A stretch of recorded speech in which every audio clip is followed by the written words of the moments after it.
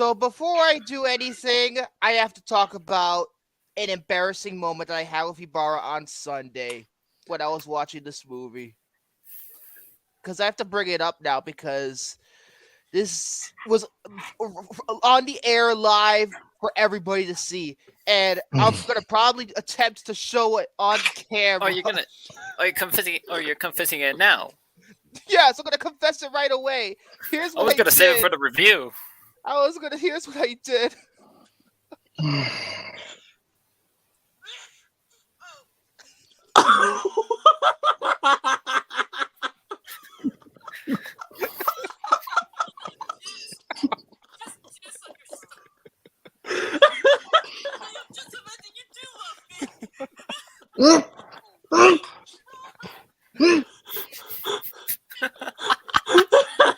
Because I was going on and on and on with innuendos, and then look what happened. He blew his load. You know Pun what? It intended. made sense even worse. I had to crop it, but you know what scene where it landed on when I sneezed? It was a pivotal moment where Diane finds out the father stole the money and she's confronting him, and that's when I saw the sneeze right before she says. Well, spoiler alert. Right before she says something about the lines of, "Dad, I found the money." That's what I do the sneeze. And then he blew his load.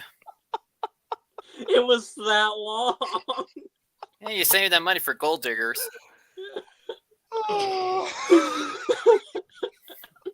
Oh my god, that was what an experience. I can't believe I did that. And the best part is that thing was actually filmed. Oh my god. It was one of the most embarrassing moments I've ever had on camera. It was, oh my god, I was gonna die and go to heaven or otherworld. So I just wanted to get that out of the way because, oh my god, that is one of the most, honestly, at least I can laugh at myself for that because I didn't know that was gonna happen. It's like the scene from Brave where those triplets, like, they sneeze and they have like the mucus like just spurring out of it, just spurring out. That is probably the most mucus I had spilled out of me in a long time. Hey, it could be worse. It could be a bloody nose. I mean, I get that way when like my allergies are really acting up. Allergy season. That's probably why I did it. And guess what? I'm surrounded by trees. Guess what I'm allergic to? Trees. Oh god.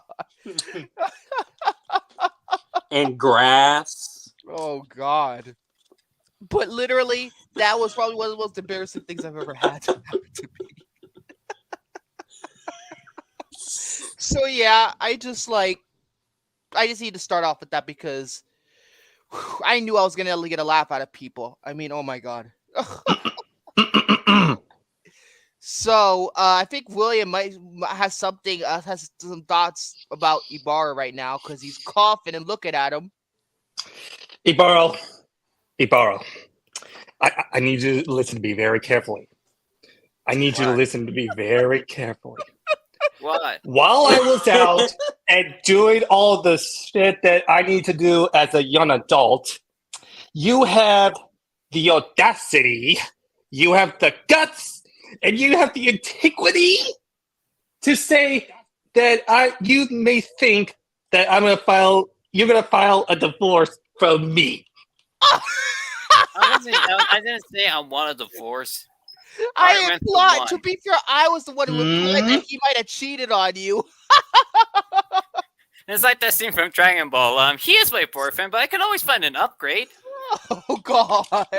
What upgrade are you referring to, Ibarra? Better not be Lee Wanell, let's be honest. Ibarra! I got a Series X. That's an upgrade. No. What upgrade?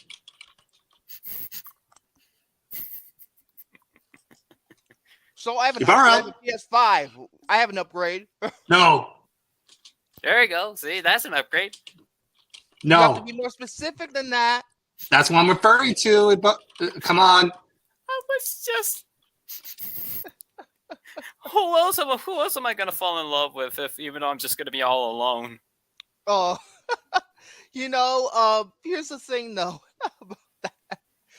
You know what William's feeling like right now? Honestly, he might want to do this to you, Ibarra. I hereby discharge you from duty.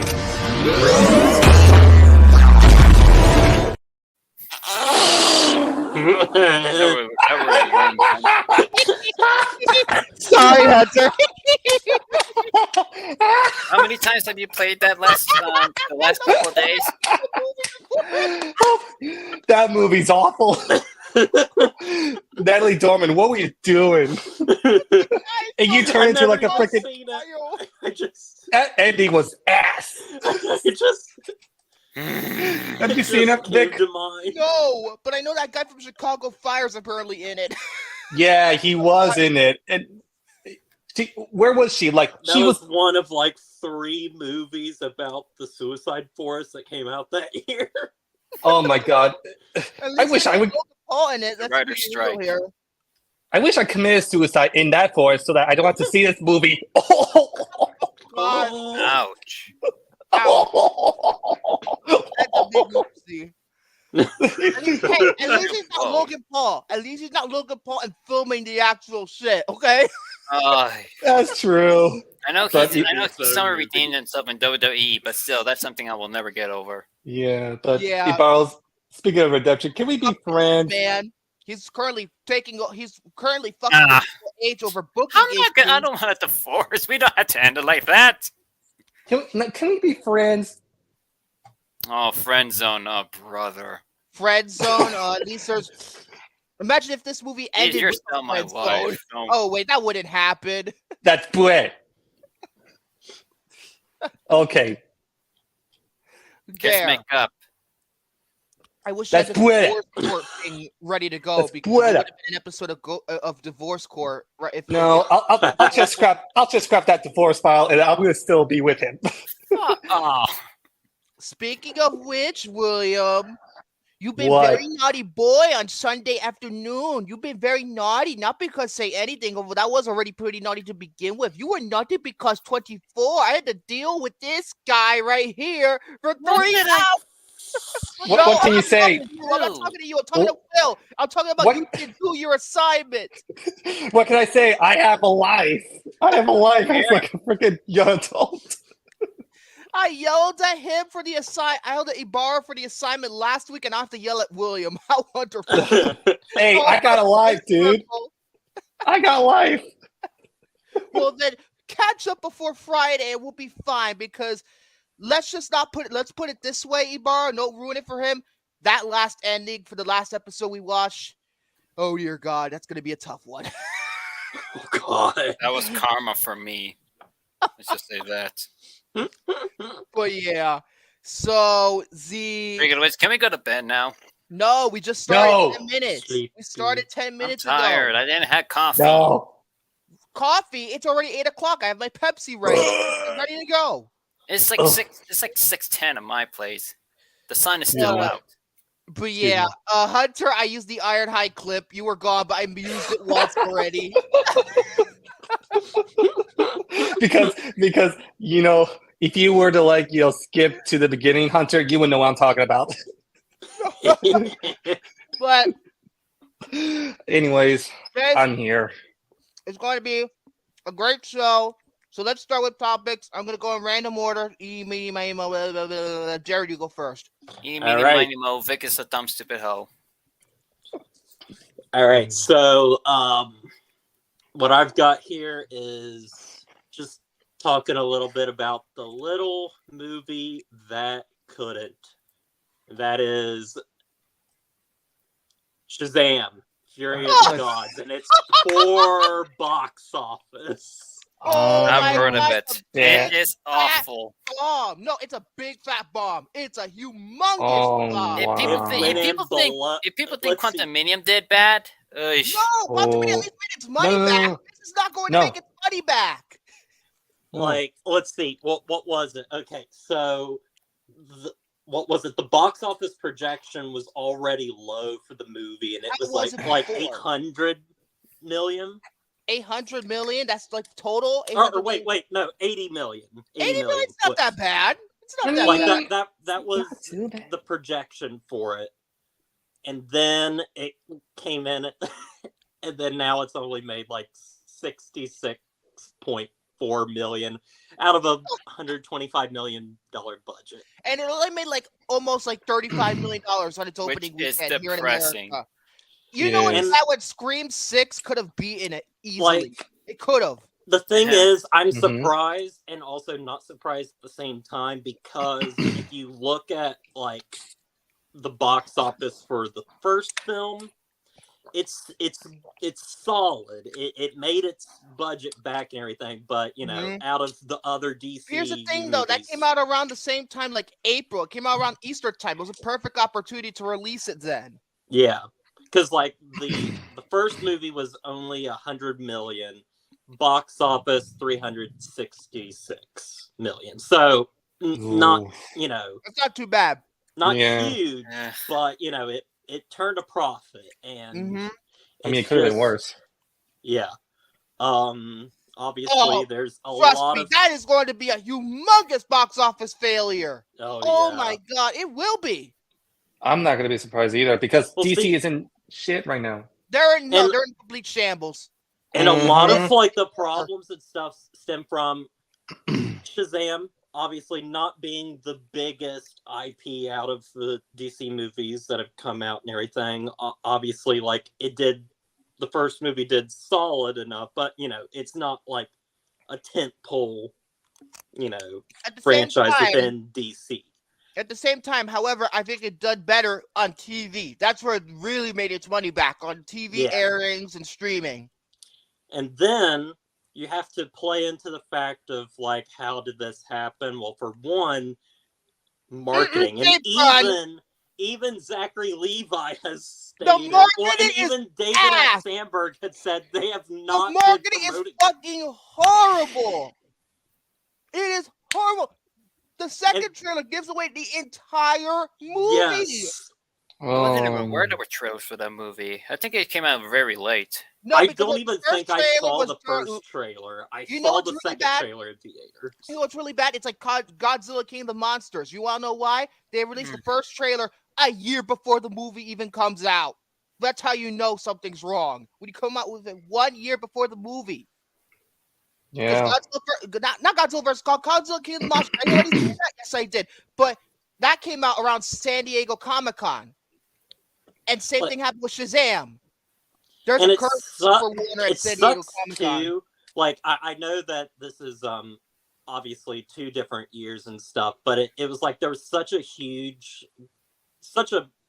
much larger like marketing push with Black Adam, and obviously Because that The did Rock. not turn That's out why well. they had to push. Yeah. But here's the thing, though. Here's Yeah. the irony, though. That one also didn't do great. You know what's the irony, though? Yeah. That by the end of it, Warner Bros. Couldn't even afford to market it anywhere because they were in such deep shit. Because this was during the literally the downfall of Warner Brothers. When David Zaslav started cutting projects, they were losing so much money. Don't Worry, Darling bombed, and they God. couldn't afford to market their movies anymore. Same thing with House Party earlier this year. They couldn't afford to market it.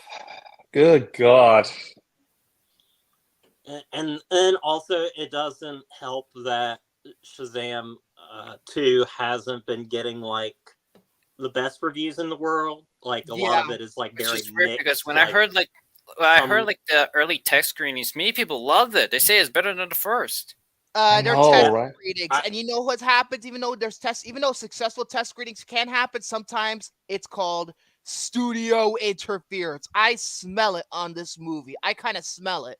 Well, Mm. obviously, I won't go into like, because I was reading an article too, like on this, like just a lot of people have been like going back and forth of like, you know, certain things that led to it, and I won't obviously talk about like stuff with like in terms of the end of the movie because I don't want to spoil it for like people that want to see it, but I can tell you that like what's not in it, and apparently there's this thing going around that The Rock refused Yes. to have a I've heard about cameo it. I in just the read an movie. article about it. He was gonna make a post credit scene, a cameo, but then the Rock Then The decided, Rock was then like, the Rock "Fuck declined you." it.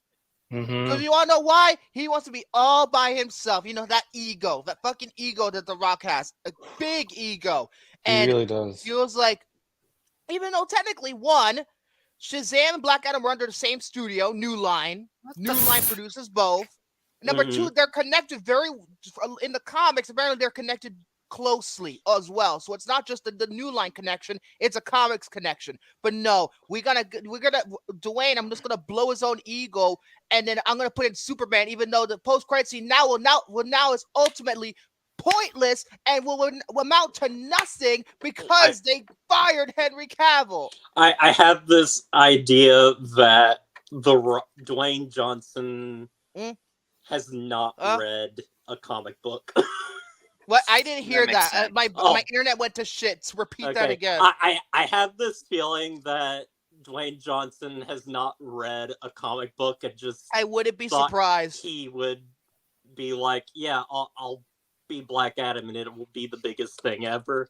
Yeah, because he's like, oh, this is the role I was born to play. Yeah, right. You didn't read shit. He's been trying to make it since 2005. Bullshit. Back when he had hair. Nearly Back when he had decades. the hair for it in the Widow's Peak and everything. But yeah. Another thing, I also want to blame the Gun rebirth. The reboot. That's another reason why I think it flopped. Because of the whole James Gunn situation. Oh god. Well, see, it's so complicated and stuff because it's like you're rebooting, and then you also have these other movies that are still, coming out, and it's like, what do you do with them? And as studios do, they want to have things coming out, so it feels so weird that stuff like Shazam and Aquaman and the Flash and stuff are coming out and around the exact same time that they are rebooting everything. Yeah. Sounds really bizarre. And here's the thing too. Apparently Aquaman 2 has had extremely poor test screenings. I heard it was extremely awful. Like a disastrous test screenings. And Now, that's something. Now I have heard from Sean Chandler's YouTube channel that I like Sean. He knows two people that were there, and he did say that they thought it was on par with the first film. It was just a fun adventure movie, nothing particularly special, but it was fun.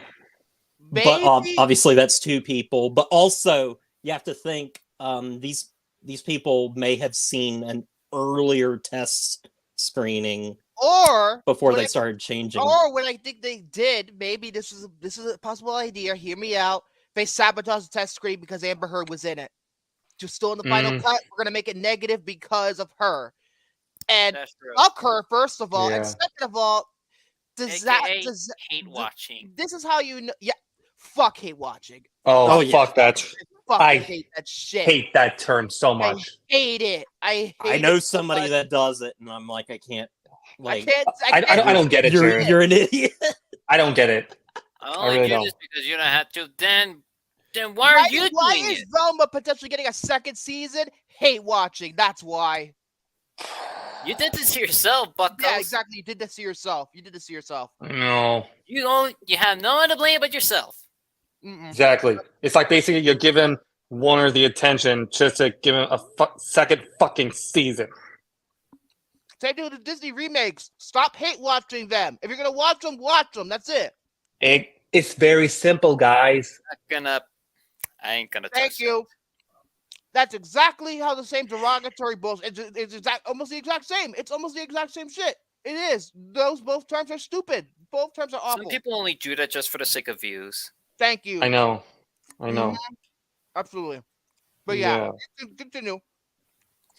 Okay. Well, I mean, yeah, and ultimately, I feel bad for, Zachary Levi because he's just the perfect, the perfect Shazam. Oh, and obviously, this role meant a whole lot to him. And also, I feel bad for David F. Sandberg because, he comes from, these low budget, roots. And, he started out with Lights short Out. films on Lights Out. YouTube. Brilliant. Lights Out, The movie then Lights Annabelle Out. Creation, and then let me Shazam. Get Lights Out in here. Lights Out very good. Like, I mean, I feel I like just now feel bad He for might have to go him. back to horror films. I feel like after this, he's gonna be booted back off, and he's gonna do more horror films. That's what I think is gonna happen. And and I feel like it's not his fault for just the way things turned out, because he's a great director. I think he's really good. I think so too. Yeah, I think he's really talented of what he actually does in the horror and superhero genre. But I feel like it's going to be one of those things where he's gonna go like James Wan. I'm gonna go back to horror. I feel like after Aquaman and a disastrous test screens, I think James Wan is gonna have no choice but to go back to horror. Yeah, I mean, he went with he even had Malignant in between. Malignant is a masterpiece. Malignant, I fucking love. That's a brilliant horror movie. Underappreciated movie from 2020. Yeah, 2021. And I know we're getting off topic, but I kind of like when smaller directors and stuff that are known for something, everything, they get big, but then they're always I'm still willing to do the small stuff too, James Wan with Malignant. Exactly. And so I hope the same happens with David F. Sandberg. I think passion. Another reason why I think it also might have not done well. Nobody has said this, but I'm gonna say it right now because Cody Leach, his review kind of pointed it to that attention across. So I think I'm gonna say it. Okay. Superhero fatigue in general. I was gonna say that, but I was really avoiding using that term. I see. What's the term? I have no choice but to say it, but I feel like superhero fatigue. Exactly. I was gonna say that, but I wasn't gonna say it maybe because it was gonna stir some controversy. No, because I agree with you. I agree with you 100%. It's not gonna start. Yeah. I agree with it's you. Not 100%. that. Look, it's not that superhero movie sucks. No, they're not still at all. great. No, it's just a problem. Except they don't have that certain bang or that certain that charm that was in the last decade. Magic too. Here's the thing though. Another thing too. Oversaturation.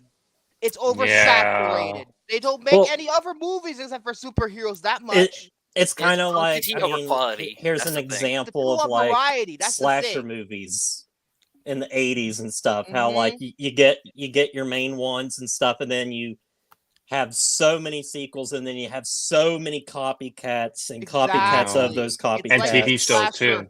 Don't forget about TV shows. Yeah, exactly. Basically, how the MCU is going through right now. This is one of the good examples that quantity is never over quality. Yeah. Thanks, Bob Chapek. You made them do it. Yeah, thanks a lot. You got no one to blame but yourself. Well done, buddy. Because it could have worked out for them going into television, but clearly it's not because their first show is still their best show. Yeah, exactly. Well, and the problem with their shows is that it's some of the stuff would work better as movies. Exactly. But here's the thing. He was talking mainly in the 80s about how slashers are. Slashers now is going with a little bit of a resurgence. With that being said, no other slasher franchise has maintained the quality that it has other than Scream. Scream is the only one. Friday the 13th, they went to shit. Halloween, they went to shit several times. Elm Street too, Elm Street went to shit. Scream has never went to shit. They came close to Scream 4 because of the interference, but then they bounced back. Thank you, Radio Silence, for what you do with this franchise. And I still have to see Scream 6. I know. I still do too. You're forcing all of us to watch it. I know, because you should. I know. Okay. You'll get there. As I was saying, you'll get there. Fatigue is a very real thing, and a lot of people are really feeling it right now. Because just like some people, like Cody Leach, explained in his Shazam Theory of the Gods review, he explained it got so bad that he can't even watch the comic book movies that he loves that much anymore because of the fatigue the genre has. Yep. That's kind of how it is. I mean, let's see. With the MCU movies and stuff, my personal favorite is Civil War, and I love it. But I'm just I can't watch it right now. Like I need Exactly, to I feel the distance same way. myself from it. Yeah, Just that I get you, buddy. there's just so much of it that it's kind of hard for you to watch like the previous one that you fell in love with. That's another problem. You have to watch everything to understand everything. It can't be That's- standalone anymore. It can't set itself apart. You have to interconnect. It's like a TV show. It's like The problem is overlong learning TV lore. show. The thing is, learning about lore is like learning calculus or rocket science. Which is why I love Yeah. the Batman and how it just connects to its own little self. And That's it. Same with It's its own Joker. continuity. It's its own continuity. yep. Thank God for Matt Reeves because he knew what he was doing. And guess what? He's doing his own spin-offs. With that being said, it's not gonna be like, oh, so many of them. He only has one right now, which is Penguin. That's it. Yeah. GCPD has probably been canceled, and he's gonna do the Batman 2 now. So it's simple. It's simple. Simplicity is probably some of the best stuff you could do. Keep it simple. That's all I say. Don't make it so complex. Keep it simple. And if you keep it simple and it's executed well, you'll make money. It's simple as that. Mm-hmm. So that's how I feel about that. That's how I feel about that because, yeah, it was a shock. Oh, and another thing before I finish my topic with Shazam, it is the third, like in terms of box office right now, it is the third worst of the DCEU. Is the worst. Behind the Suicide Squad and Wonder Woman 1984, but those were affected by the pandemic. Yep. Well, Oh, yeah, jeez. that's understandable. That's understandable, but Wonder Woman 1984 is not a good movie at all. Which I did Oh. heard the It's Suicide terrible. I I heard. don't even like the first one. I think 84 is worse. Well, I think I remember, like, I didn't watch the whole thing on Wonder Woman, but I remember, like, watching some parts. I was like, oh my, this is pretty good. I can't understand why Romy loved it. And then Wonder Woman 84 is the exact opposite. It's the I exact heard that was opposite. disappointing, but I think that is another case of studio interference. Yes, I think studio interference hit hard on that movie. And guess what? They're not even moving forward with Wonder Woman 3 anymore because of the reboot. They're probably going to That and I recast heard now. that Gal Gadot is out. She's now out. She's now out. I don't know who they're gonna get now, but we'll I don't see know. what happens. I don't know how you can top Gal Gadot. What the fuck's Linda Carter? She's the only Wonder Woman, live action wise. Gal Mhm. Gadot, We'll see. she tries, but you know, that's just my honest thoughts about it. Because she's not bad. She's not a bad actress, but it's just that the movies are Oh, not she's that amazing great. and good looking. Oh, gee, I wonder why you hit that up. It's like say anything, you're gonna hit on Diane Core, and then last week you wanted to hit on what's her face, Marie before she died, and you want to hit on Nikki, and then before that you probably wanted to hit on the wife from Field of Dreams, maybe. I don't know. Hey, I was actually this close on hitting you. Oh God. Oh, It's Jesus. me. So yeah, that's how I feel about the Shazam situation. Same. Yeah, it's pretty rough. Yeah. So, It sucks. it does. It really does suck, man. Like, Yeah, but I actually did heard the Suicide Squad was actually amazing. So Yeah. kind of disappointed that one It didn't is. make that much money. But again, COVID makes sense. COVID ruined our lives. Yeah. Ibarra, your turn. all right, Oh, Boris. speaking of the movies, let's talk about Penis the Turd, aka Winnie the Pooh. Oh God, you got It's a turd. Tanner I'm saw it. confused because you know what's the weirdest thing about Winnie the Pooh? He's actually banned in China. Why? You're Because the the president communist. got so offended, maybe because he compared I don't know, some kind of meme. There's like a meme where the president was actually Ooh. shaking hands with someone, and they compare it to Winnie the Pooh shaking hands with piglets. So he's gonna be the star of a new slasher movie. That's Jesus. my topic is that Winnie the Pooh slasher movie. You ain't gonna see that in Hong Kong. Good, it hurts terrible. Winnie the Pooh Blood and Honey being banned in China? Who cares? It's literally a movie that you would see in like the bargain bin at Walmart, but because it's Winnie the $5 Pooh, For $5 everybody or heard $2 about it and or made even it a Oh, popular. it's a 374 bid. Let's make it that 74 374 bid. pin. Thank you. How many Christians do you have at this point?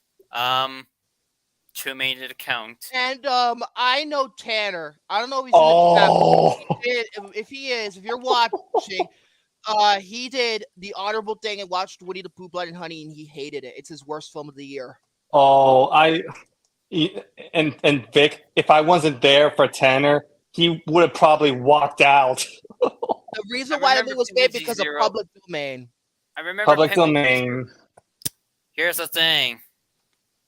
Well, you know what's the best part about me? I am What? aware on what is a good idea and a bad idea. The good idea is me being on the show. Mm-hmm. The bad idea is turning to a beloved character that's now in public domain and turn it to a slasher horror movie. It's basically exploitation. The director only did this for attention. He only made this movie for attention. That's all He I'm knew saying. what he was doing. They really did. Honestly, okay. I hate that shit so much. Doing something just Attention for horror, attention. exactly. I'll go even far as say this. I usually don't like to talk about I usually don't like to discuss death threats. But just for the sake of attention, honestly, you kind of deserved it. Here's the thing, though. He does. Here's the thing, though. Here's another thing that you didn't bring up. The director cannot accept constructive criticism. Cody Leach tweeted this guy, and literally he shot all over him because, oh, what the fuck do you know? Oh, we worked hard on our movie and all this other shit. I'm just like, His movie looks like total like Same as any crap other made movie. for They low worked so hard, budget for either good or standards. bad. mhm. So welcome to the club, buddy. Yeah, like, bitch, you're trying to like ruin our childhoods, man.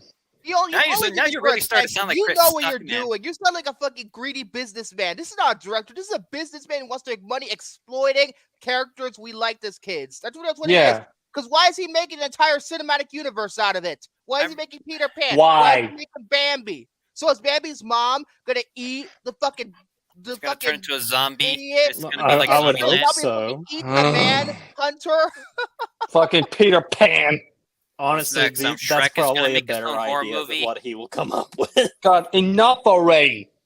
It's pretty sad when the Disney remake actually looks better than the actual Peter Pan horror movie. Still, Thank you can't you. see that movie in Hong Kong. It's so true, but yeah. And Cinema guess what? Gordon- He's getting a sequel, and I think Tigger's going to be in it because he's going to go to the public domain next year. I think Tigger's going to be Oh in it. god. Tigger? No, Mhm. I thought the entire characters of Winnie the Pooh are in public domain. No, not all of them. Not all of them. Like Kanga and Rue are not in the domain yet. I hope That's not. so weird because you know think- they're Oh, in go, the go, stories. is Kanga and Rue Disney creations? Are they Disney creations? If I that's so, don't I'm not Well, know sure. they're not. I know the Gopher is. Lumpy is. Lumpy is Oh, entirely Gopher is Disney. Yeah, and Gopher is. Gopher remember watching is, that but that movie. means That they're was so safe. cute. Lumpy is safe. Gopher is safe. I was They about to both- say Gopher. That's created by Disney. They're Mhm. safe. As for Kanga and Rue, oh, I hope they don't be in the fucking. I next movie. I really- God, no. I hope Well, not. Disney, you better A do little something. like animatronic Rue just pops out of his mom's pouch every I remember Oh, Fantasy God. Zero. Oh, Jared. shoots acid. Jared, don't give it ideas. Otherwise, they're going to make money off of it. It's animatronic. They can give I mean, me they some already money. did that in a Grinch Yeah, horror this is movie thinking with our- Ibarra. at least our version would be a comedy. It would be like Tucker and Dale versus Evil, not like a That straight movie's one. awesome. Listen, I don't want to go too much on a tangent and everything, but this one guy who is my best friend now, he was like 3 years behind me in school, and he talked about Tucker and Dale versus Evil, and I was like, I had no idea about this movie, and I was just like, oh, this guy doesn't know anything about movies. And then I started like looking up the reviews, and I was like, oh, it's a good movie. Oh, okay. I guess he does know things. So yeah. Or make so it like yeah. Violent Night. I heard Violent Night was amazing. That was a Yeah. badass movie. It's like Yeah, Black even though- Christmas done Yeah. right. One thing that bothers me about Violent Night, though, why are people calling it a horror film? It's not a horror film; it's an action movie. It is. I don't know why I they're think, calling I think it it's a horror title, film. Violent Night, make it sound more like horror. Hmm. I mean, think of like Black Christmas. Clearly, that's horror. Maybe if they, Exactly. what was it? The Silent Night, Deadly Night, Silent Night, Violent Night. Oh, sorry, like Might as well that be the garbage sequel. day. Read it. Oh, versus Friends. Hold on, I got the Honestly, soundbite.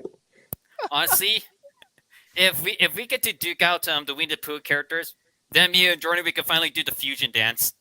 Oh God. Here comes Ibarra and stop the evil Winnie the Pooh. So with Winnie the Pooh being in the public domain, that means I can make my own Winnie the Pooh movie. Exactly. Anyone can do their own version of Winnie the Pooh, Anybody. I've got unless if ideas. it's mostly based on the books and not the Disney Yeah. property. As long as it's based on the books and not the Disney. If you Yeah. incorporate anything Disney related, you're gonna get sued. Wait a minute, what the hell did Tanner send me? What the hell I did he see, do? I see this picture. Oh, my that's God. That's Oh, no. Alex. Alex. By the said way, that. I got something to play. How they Sorry, massacre my boys. Oh. sorry to interrupt, but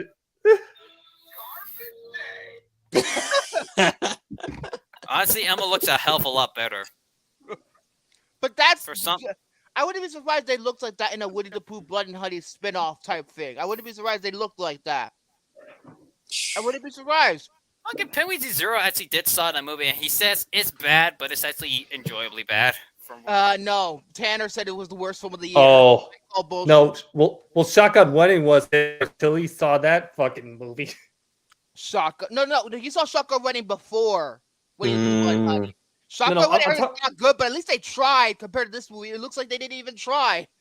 Well, I'm talking about like the fact that Shotgun Wedding was originally his worst movie until he saw that movie a few days Yeah, ago. exactly. That's what I Exactly. mean. So yeah, Winnie the Pooh Blood and Honey banned in China. Honestly, you're doing a community service, China. You're doing a That's community. the only service. time I can. That's the only time I can appreciate China. Well, aside I from the don't food like and- censorship, but with that, yeah, absolutely. Honest, well, the reason why they banned Winnie the Pooh is just stupid and laughable, which that explains a lot. In China, they ban people, books, movies, And they banned plants Star even. Wars. They banned all the Star Wars movies until the sequels came out. They banned all of them until the sequels came out. Don't go as far as ban the plants. Like they banned the plant, the jasmine plant, not the princess, the plant. Oh my gosh. But yeah, it don't surprise me at all. It Cinema really don't. goers in Hong Kong looking forward after their childhoods is potentially ruined by a viral slasher hit. Winnie the Pooh, Blind Honey may have been left disappointed this week, with the film having been quietly pulled from theaters. A move that has fueled speculation about censorship over the apparent likeness between the children's character and the Chinese leader Xi Jinping. Yeah. Yep. See, Hollywood Reporter understands that the micro-budget British film, Micro budget. That's a problem. Yeah. British. That's a problem. In which Winnie and his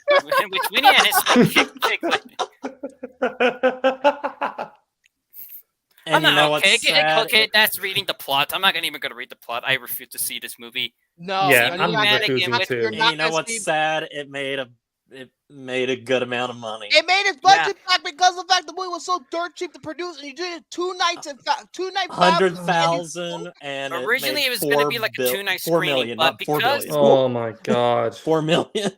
Yeah, $4 and they're making billion. and they're making a sequel too because they made money, and now they're gonna add like fucking Tigger, one of my favorite characters. Wonderful thing about Tinker is not I'm the only one. He's gonna fucking say that while he's killing people in derogatory Nah. terms and maybe even rape them while bouncing on. I was about to say that. Now Tigger's gonna do a rape murder. Oh, Wonderful Tigger, no Tiggers. They think it's a wonderful thing. oh! I don't want to think about that no more. It's gonna give me nightmares, dude. I'd rather just play a Tigger Oh my video god! game than I want to see get this shit. okay. Let me just say this. Possibly one of the coolest toys I've ever seen in my life is that there's a thing called pound something Tigger, where you press a button on his tail. Tigger does this. Oh, I'm taking a chip out of that. And then Tigger says, "Let's go faster! Let's go faster!" And Oh, he no. does it like over and over and over again. No, let's But I not love go it. fast. Some people would No. take other plushies, put it at the bottom, and Tigger puts it on the top. There's one. Okay, there's one. Okay, that video's long gone. But there's one where Tigger was actually pouncing on Pooh, and I was dying of laughter. the one where Tigger was actually doing it on some guy's hands, and then there's the guy behind the camera saying, "I think you're gonna need a napkin after this." I was fucking dying. Oh Jesus! Oh, Jesus. There's even one with elbow. Oh God! Jesus, I was dying. I was dying. That was now. hilarious. Had Tigger voiced by The Rock. Oh God! I'd see But- that. But the movie wouldn't be micro budget anymore.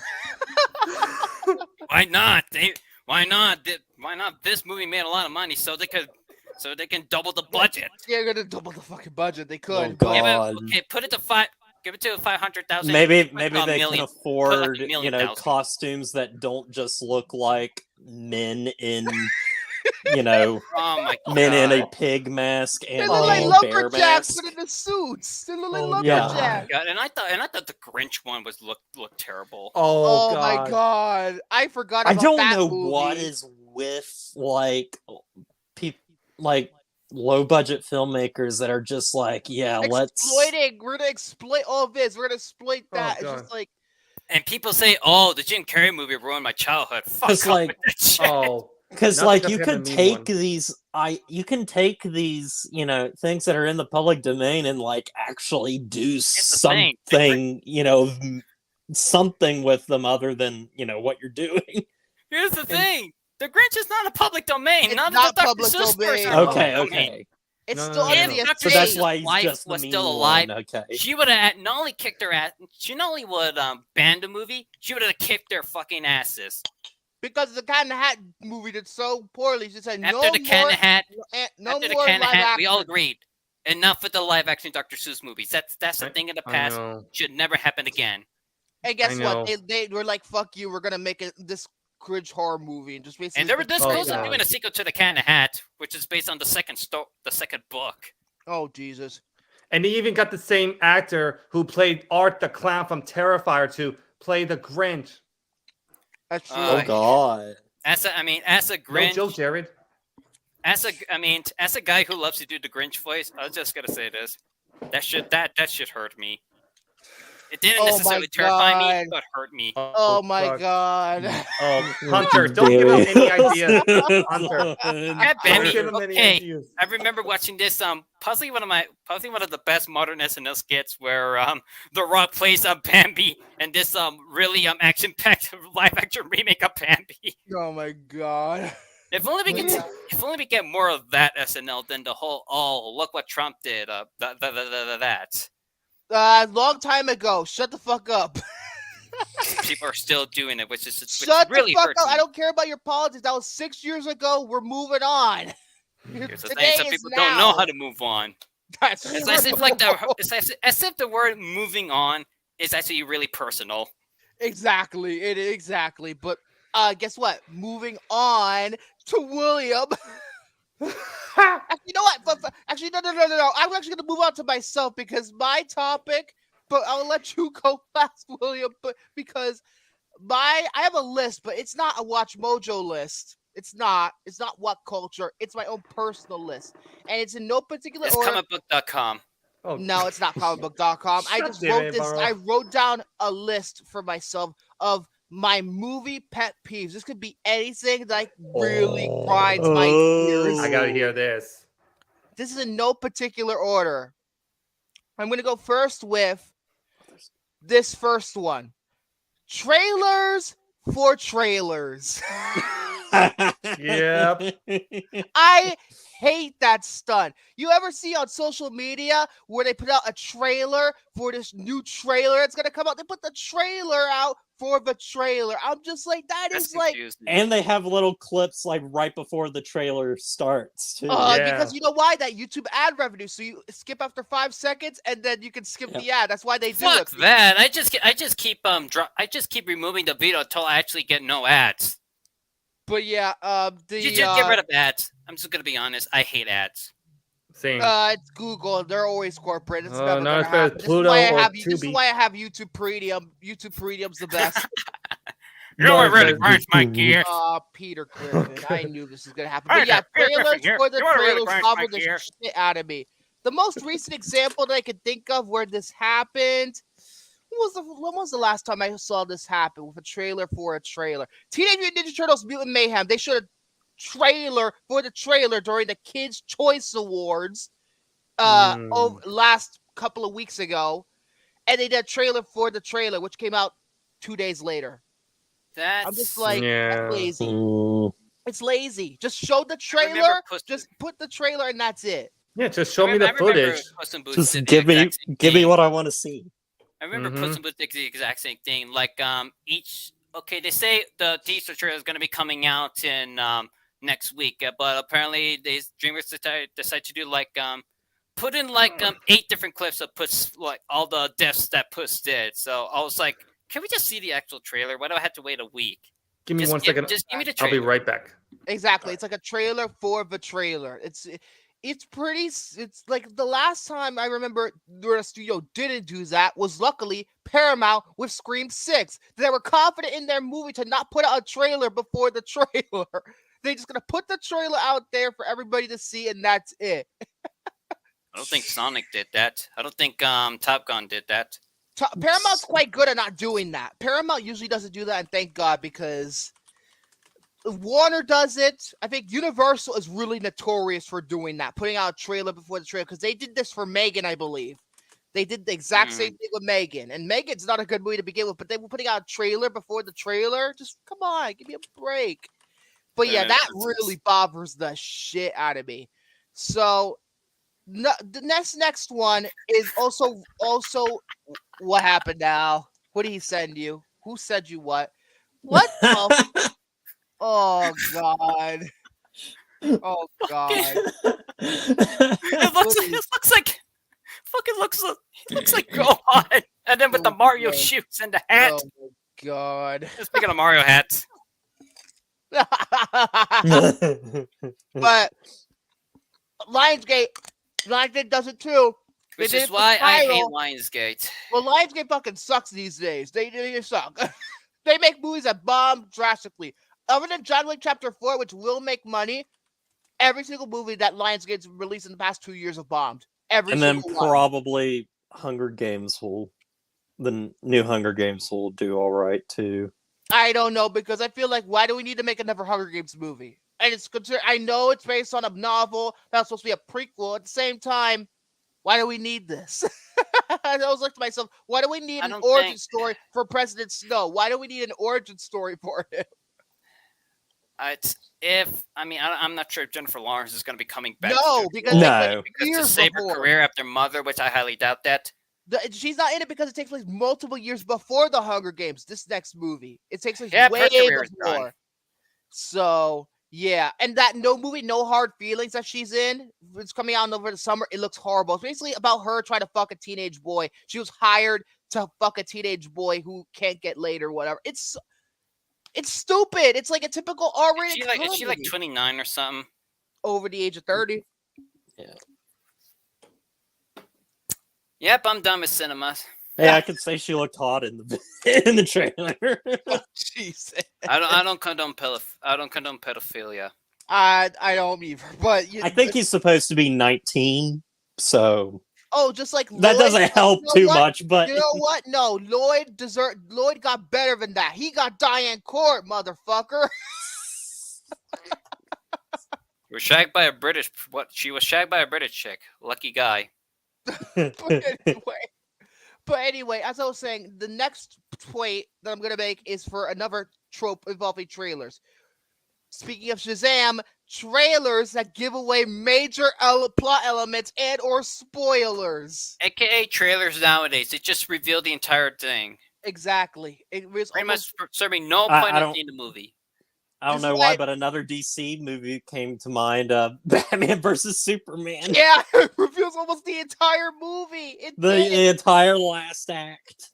And apparently 65 just did this because the first half of the movie has nothing going on, and all the dinosaur stuff you see in the trailer is all in the last 10 minutes. Oh, I heard 65 was so stupid. I heard it was not good. And it had poor test screens, and they couldn't come up with an ending until 4 weeks before the movie came out. I shit you not. That's alarming. Adam Driver, you're better than this. Hey, Hey, you want to talk about a trailer that really spoiled almost like the entire thing? I'm talking to you, Terminator Genesis shit. Oh, Genesis. Yeah. That ruined almost the entire day. They ruined the plot twist with John Carter and John. I didn't say John Carter. John Connor. John Connor. In the movie. Ibarra and Cameron Crowe Genesis. Want to hate watch with me? Another one too that I really noticed that gives away almost the entire movie. Almost all the marketing for Black Widow. It gives away almost the entire movie away. It was one of those times where Marvel said, "Fuck it, we're not going to make money off of this because it's a pointless spinoff of a character who already got killed off." And it's like we're going to roll chill the whole movie now. I'm looking at trailers that spoiled the movie. Oh, The Amazing Spider-Man 2. Oh yeah. Glorious. You're mean. With Spider-Man. Shot of the movie in the trailer. With Spider-Man using a sewer, like, what do you call those when you're about to enter a sewer? It's like those, it's like the things that the Teenage Mutant Ninja Turtles come out of. Yeah. Like one of those sewer plates. Those pipes that Mario used? Swings around. No, not the pipes. It's like this around ladder. And that's about he to hit Rhino. Boom! Cut to credits. That's it. They showed that in the trailer. They showed that part in the last shot of the trailer. It's the last shot of the movie. Speaking of the last shot of the trailer for the last shot of the movie that ruins the whole thing, the apparition ruins the entire movie. But at the same time, Bowser. Apparition does this as well, where they ruin the entire movie. But at the same time, it's so out of context to the point where they're lying to you at the same time. The apparition is deliberate. The marketing for that movie deliberately lied to you, and yet they showed everything at the same time. It's one of those things where Warner didn't even give a shit.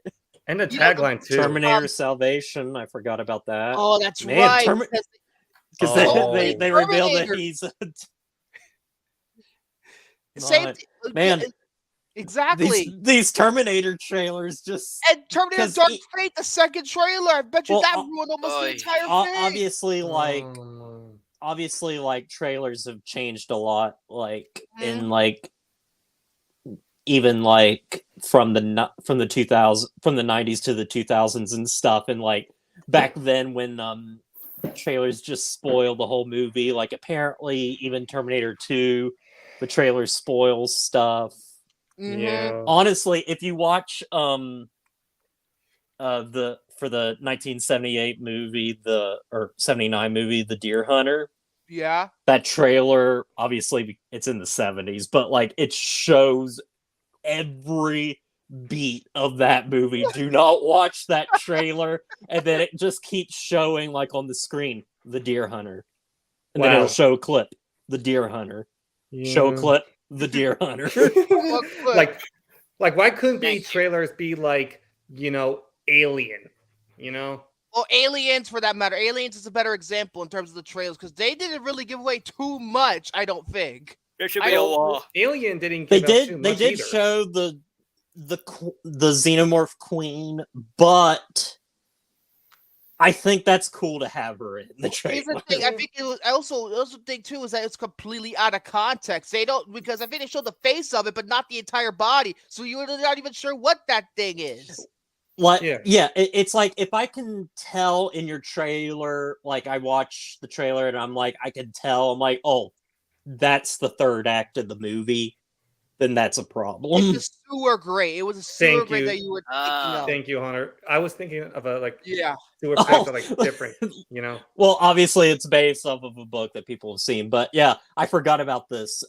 The Two Towers shows Gandalf coming back. Yeah, it's so true. Oh my god, I forgot about that trailer. At the same time, I bet you people would think, oh my god, that's going to be cool, seeing him coming back to life. So it's like, almost the entire final battle with Lux Eterna blaring in the background from the song from Requiem for a Dream. It's in almost every single trailer. That and Bishop's Countdown from Aliens, which that also is used a lot in trailers. They use a lot of that stuff. But another movie that I can think of that ruins almost the entire thing. I'm looking at my collection to remember. I think also another one that really comes to mind. I think they show a little bit too much for Rise of the Planet of the Apes. They showed the whole San Francisco bridge. They showed that. They They didn't. They did show it in the trailer, the Golden Gate Bridge one. Well, they did show like the scene where Caesar and his apes they escaped the facility and they were on the bridge. You know. But yeah, I'm not gonna go on for too long for that. But I just wanted to There mention should that. be a law for that, like revealing too much of the movie for like in the Yeah. trailer. I think there should be a law of that. I mean, they already made a law of like on false advertisement. Yeah.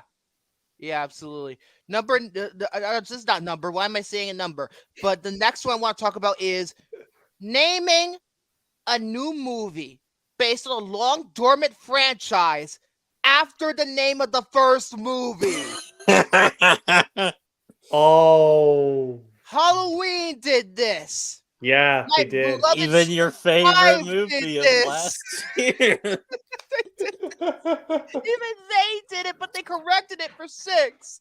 Give me 1 second, guys. I'm gonna show Because you if they something. called it Scream, because if they called this newest movie Scream 2, I would have been fucking pissed off. Because Scream 2 is my favorite of the series. It's my favorite horror movie of all time. It's my second favorite movie of all time. So yeah, it's literally the same title. Halloween did this. What else did this? That it showed that it's a sequel, but they put the name of the first movie. Let me see. Let me think of one here. Ghostbusters Afterlife didn't do this, thank God. No, named- they didn't. Because Candyman Candyman Oh, did Candyman. Yeah. the new I forgot Candyman about did that. that. The new forgot about Candyman. that. I want some did candy. that. I was gonna well, say fuck Ghostbusters, but then again they add like a subtitle to like Yes, that's different. To the- answer the call. Yeah. Not Answer the Call. Answer the Call is the remake. Afterlife is the sequel After- I'm talking about. Mm. Not Answer the Call. Fuck Ghostbusters 2016. Enough Mm. said. That's what I was He talking said- Let's just talk about that movie. That's better. Another one that I'm thinking of right now in terms of like literally like sort of it's almost all of these legacy sequels now use the title of the first movie as their new title. They don't add anything onto it. It's just like boom, Halloween, boom, Scream, boom, Candyman. It's always with these horror franchises too, not so much everything else. Also, Texas Chainsaw Massacre. Oh, that's right. That's right. With the bucket amount of And I remakes mean, it I guess has. it doesn't really count, but like when they did the first time they did the like direct sequel thing, it was Texas Chainsaw 3D. I mean, it's not the same Oh, title, but I mean, oh, it's like the same God. thing. Yeah, My exactly. God. Do Yeah. your thing, cuz. Because did Fuck knock off. on wood. But another one that really did it too. I mean, this is slightly different, but it's a little bit lazy.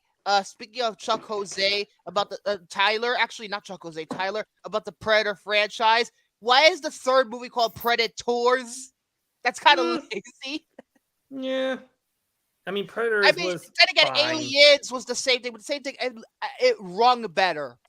Predators doesn't ring too much to me. It was fine. Is there going to be a new What one that's about going to be called The Predator? Alien That's Fist? lazy. The Aliens Predator, is- that's lazy. The Mm. Predator is even lazier. The It is. Predator. So yeah, Don't get me that's the one started. that really bothers me. Why am I saying numbers? The next one I want to talk about, this is really pisses me off. Whenever movies in December come out in limited release, and then we wait for a wide release until January because of the Oscars. Ah, Yeah. 1917 did this. Several other movies did this. Like I Well, remember see- La La Land did this. Select theaters in December. Why January? Her. Spike Jonze. I love Spike Jonze's Her. Love I don't- her. I don't know if they did that. I figured they might have, but I like think they I might have. hate Well, that let's because- see, I could be I- wrong. Yeah, and I remember because I really wanted to see 12 Years a Slave back when that came out, and I had to see it in limited release. I found this Oh. like random theater in the middle That's of right. You told nowhere. the story to review this random ass theater.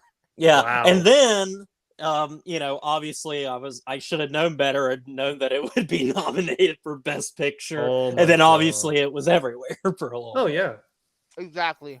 I hate that stunt. It's annoying. It's stupid. It's just because it doesn't make sense to me now, especially because considering that the Oscars have been dropping in the ratings like flies. So it's like, what's the point? Yeah. Put the movie out there. Put the movie out. That's it. Put the movie out.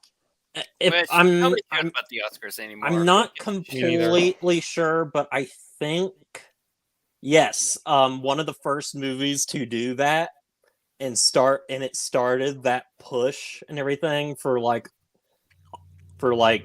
Oscars and stuff was actually The Deer Hunter. Oh, the It had irony.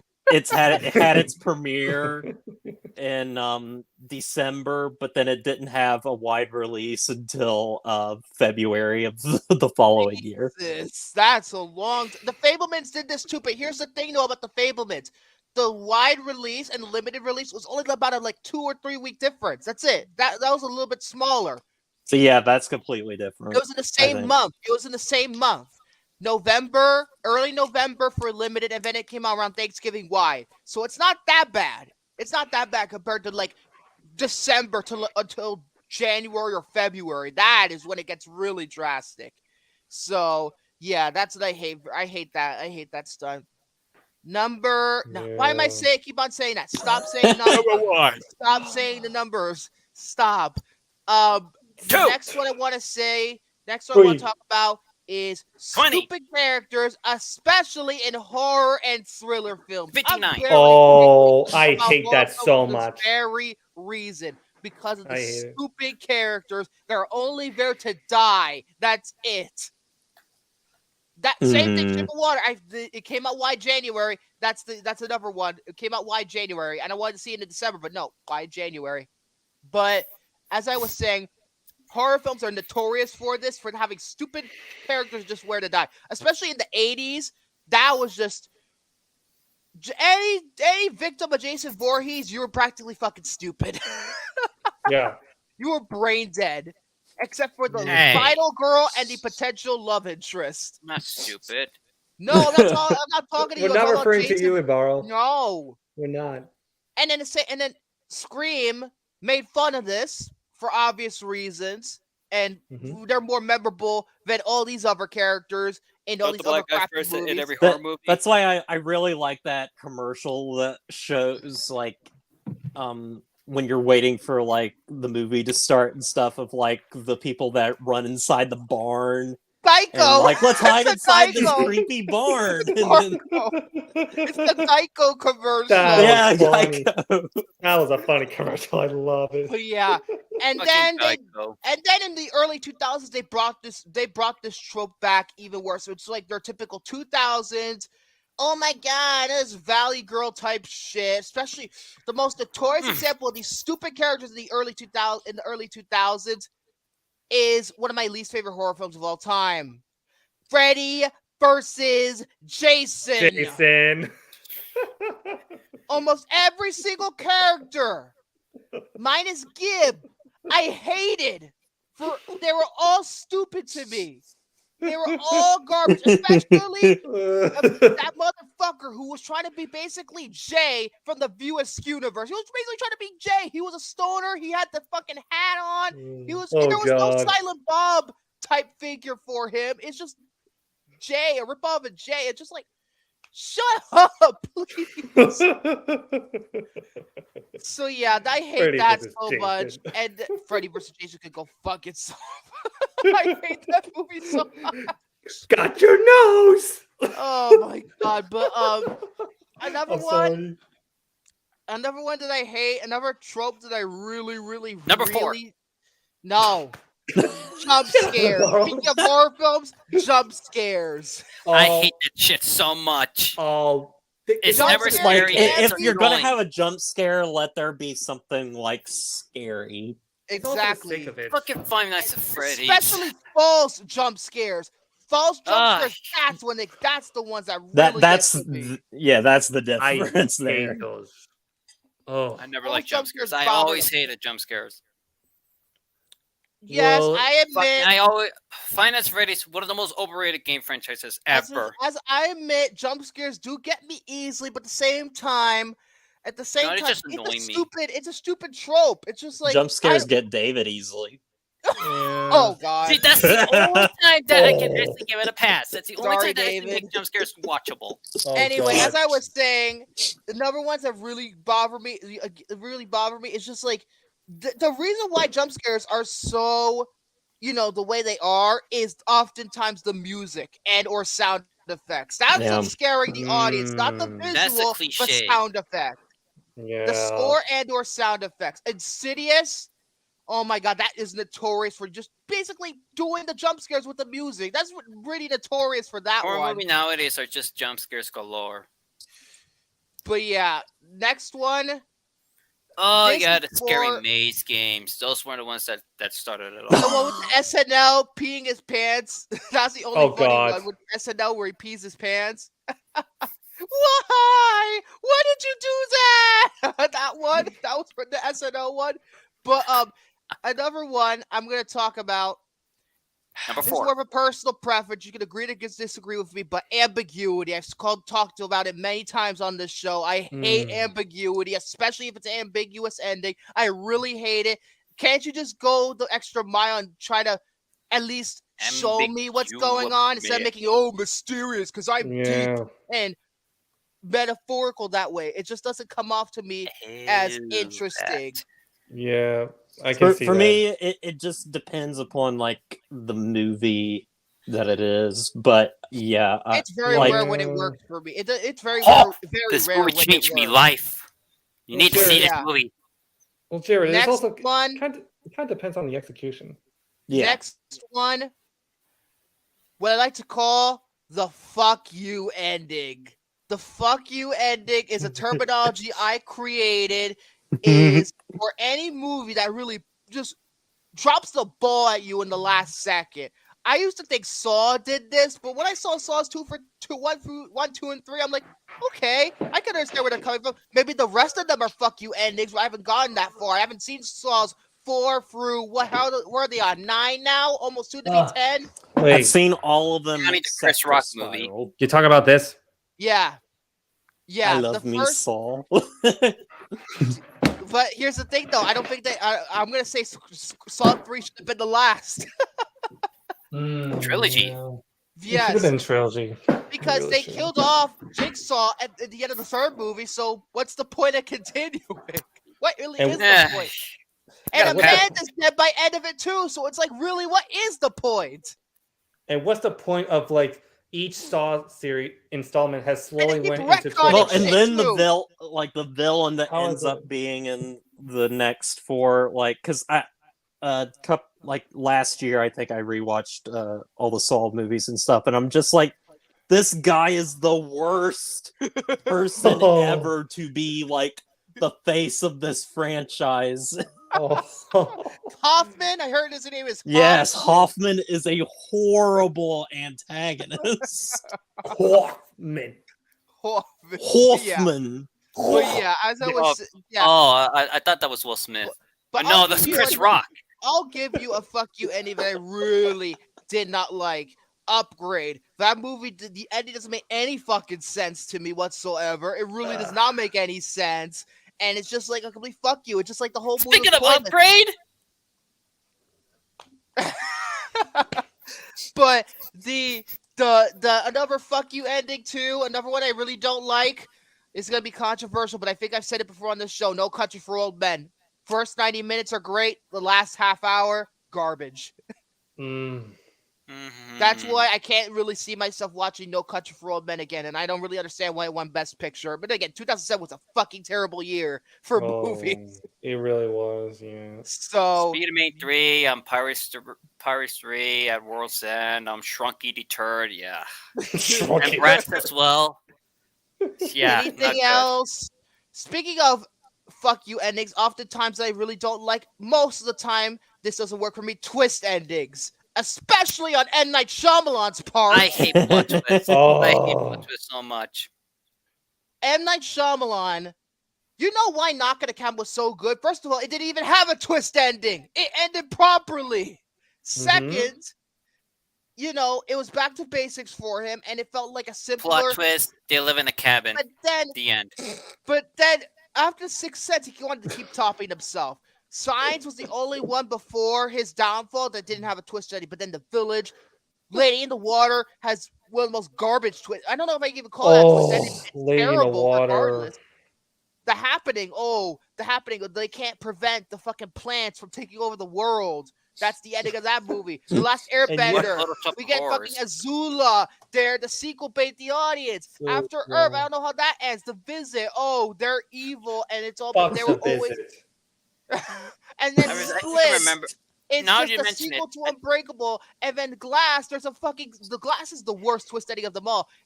No, oldest, but Glass is the second worst. Oh, there's a secret society led by Sarah Paulson who wanted to kill all these guys. I'm just like, Oh, Sarah Paulson in that movie. Oh my god. and then Thank God she redeemed herself motherfuck with that Rum, though. ending. Oh, it's an experiment run by M. Night. M. Night runs the fucking experiment. Just give me a fucking break. There you go, M. Night. There you go. Experiments, yeah. Another one that I can think of that I really did not like the twist ending. Insidious. I don't like the ending of that. That could also be considered a fuck you ending because it's just sequel. But speaking of it, just goes my next point. Post-credit scenes.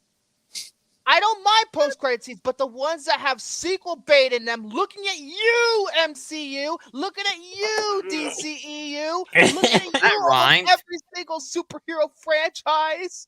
I'm looking at you, Terminator Genesis shit again. Yes, exactly. I did that too. I hate that. This one has a post-credit scene, and I cried. Here's the thing, though. At least maybe it wasn't sequel bait. It was likely not sequel bait. They actually did it as a feeling to it.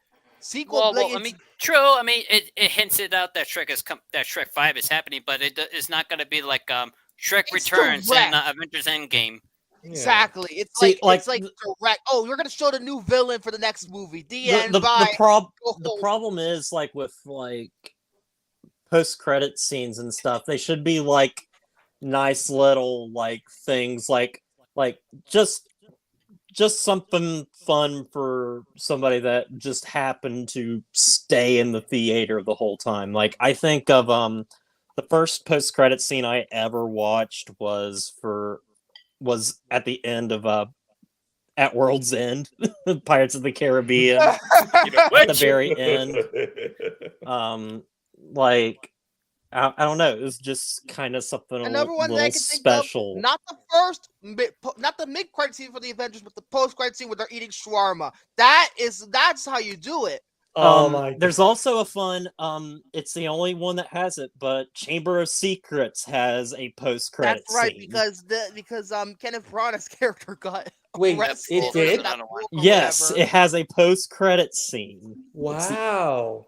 And I mean, are you okay with me just say what? Oh, what go this ahead. is? Go ahead. Okay, so I want to hear this. Yeah, Kenneth Branagh, Gilroy Lockhart, has lost his memory and stuff, and then it pulls in on a shot of Flourish and Blott's, the bookshop from the movie, and there's a new book out, and it's got Gilroy on the front of it in a straitjacket, and it says, "Who am I?" Like he's written a new book, and he doesn't know who he is. He's trying to figure out who he is. Disaster Artist had a post-credit scene with Tommy Wiseau showing up. I remember that. What happened? What you're talking about? We just mentioned the post-credit scene of Chamber of Secrets was. Yeah, because he's in that book or whatever. Yeah. Kenneth Branagh's scarred, like he's disowned and stuff. He's an asshole. He plays Kenneth Branagh. He could really play a real asshole really well. Disaster Artist also had a post-credit scene, and I just loved it. Oh my God, that post-credit scene. That was something else. Yeah, Deadpool did it as well. Deadpool 1 and 2 do it better than most movies. 2 has the best one. No, come on. Yeah, that's another one. So yeah, overall that peeve really pisses me off. Especially like another one that really did it like really poorly. X-Men: The Last Stand. That one just makes no freaking sense. Especially with where the series goes like after that, and they just kind of disregard. They disregard the entirety of The Last Stand in Days of Future Past. No, I can think of a worse one. Which one? Go ahead. TCM 2022. Oh, that's right. Test Chainsaw Massacre did that too because he was walking It to his ends house. with like Leatherface just like Walking to his walking house. on his house, and I'm like, fuck this. It implies a sequel. Guess what? They're making another, even though it got bashed by critics and audiences. They're making another one because Netflix. Listen, Mother- I have not fuck that seen movie. that movie. I know I'm probably not Hate gonna like it, watching. but I can say one thing: it had a beautiful teaser poster. So I think that's most of mine. So William, now I'm gonna let you So have. that the was number floor one? now. No, that's not Yeah. number one. I was in no particular Would order. Ibarra. Jesus, will you pay I attention? counted. There were like Wait. William, go. Pay attention. It was a All top right. 20. A bit long, but I can understand what you're saying. It was not top 20. It was less than 10. It only took you like the entire show, but okay. Oh, All right, so I got like a few Blu-rays to show you here, and I got all these from Best Buy for like a few days ago. First Blu-ray I have, Best Buy. All right, first Blu-ray I have is horror remakes. Let's face it, there's been so many crappy ones over the past like often how horrible. many years. Smith Buy. But- I want to get a Nintendo Switch.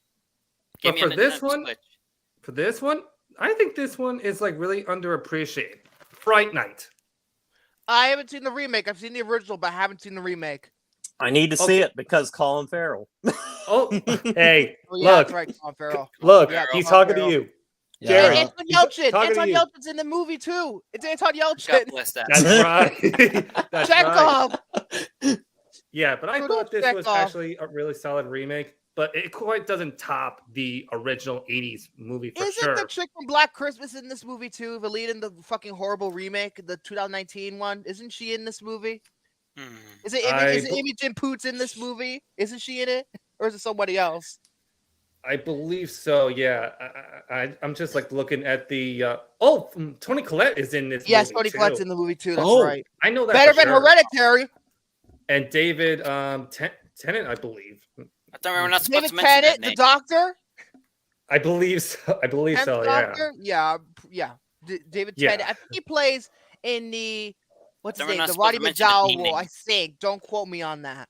But Are I we heard the banned? remakes are Aren't not we? bad. Aren't, But I've seen the original. we're not It's supposed to bad. say the D name. Oh It's yeah. forbidden. It's against the rules. Exactly. But this one doesn't like really quite top the though. All right. Next Blu-ray I have is one of the greatest movies ever, Casablanca. Ooh, be honest with 4K. I Ooh. have never seen Casablanca. You never Oh. saw it? No. I I saw watched it all a few three years movies. ago. That The is first like one of the time. All I best. know about it is this: barbed wire has its premise is exactly the same as Casablanca. That is like one. This is one of the best. Humphrey romance- Bogart. Oh, hold up. But I heard barbed wire is literally the same thing. It's literally the But same yeah. thing. But yeah, Casablanca is like one of the greatest movies of all time. If yeah. I can find the clip. Okay. Someone is forcing me to see Scream 6. Frankly, my dear, I don't give a fuck. And That's and all Vic, Lynn. Vic, I have a suggestion for you. Oh God. Stars Born. Or- You should watch a But- movie called Humphrey Bogart. But yeah, like I was saying, I Without- actually I'll kind of say want to see this the Bradley too. Cooper one. without Casablanca, the Warner Brothers jingle wouldn't be there today. The Warner Brothers jingle that they use in every single movie they do. Oh. No, not that one. That's the Looney Tunes. I'm talking about the regular one. It's still Warner Brothers. But I'm not talking specifically that one. Nope. Outside, bitch. Son of Son of a bitch. Because All right, Forky then. actually that son of a bitch in one cartoon. It Yeah. was a blooper cartoon. Yeah. All right. Next Blu-ray I have is one of the best movies of 2021, and I think Vic will be very happy to see this when I finally put this up. Free Guy. That is such a A great turning movie. point That is on such bringing a in great tourists movie. to movies. That is Hey. such a great movie. I think it was it my number 2 or my number 3 best of I think it was number two, I 2021? think. I forget which one it was, but it was very high on my list. I love this movie. It showed love that it. Sean Levy, man, this guy improved compared to his early work. He's really has improved now, and now he's directing Deadpool 3. Good for him. Good for him. Well, I was actually Yeah. gonna look for the Sesame Street movie, but that's never gonna happen. Uh-huh. Yeah, well, And and it the also director of the Sesame Street proved movie, that he's gonna Zach do the sequel to Penn, Detective the Pikachu. screenwriter Zach Penn, can make another great video game movie because he did Ready Player One, masterpiece. This is also kind of a masterpiece. Mm-hmm. And Hey, it's really good. And hey, Jodie Adam Comer, Sandler- it's a breakthrough performance for her. Yeah, you'd say The Last Duel after this, but this is really where she got really big, I think. It really is. And hey, Adam Sandler and Happy Madison, take notes on how you incorporate video game elements Pixels. into actual role, please. Watch. Oh, Watch another thing I have to say Wow. about Free Guy. That is the funniest role that Taika Waititi has ever had when he's acting in a movie. God. He is outstanding in that movie. He's absolutely The hilarious. thing about Taika Waititi, he's a really talented director and Oh an my actor. God. Oh yeah, he was hilarious. He had me crack it up. Yeah, he's one of the funniest villains in movie history. He's Oh, just, you can't help but love him. That's how hilarious that character is. oh yeah, he is. All right, next one is I actually read a book for this one because I actually think I saw this in theaters too back in 2000 and I think this was 2007. I think. Oh, you already ruined it. It's Bridge of Terabithia.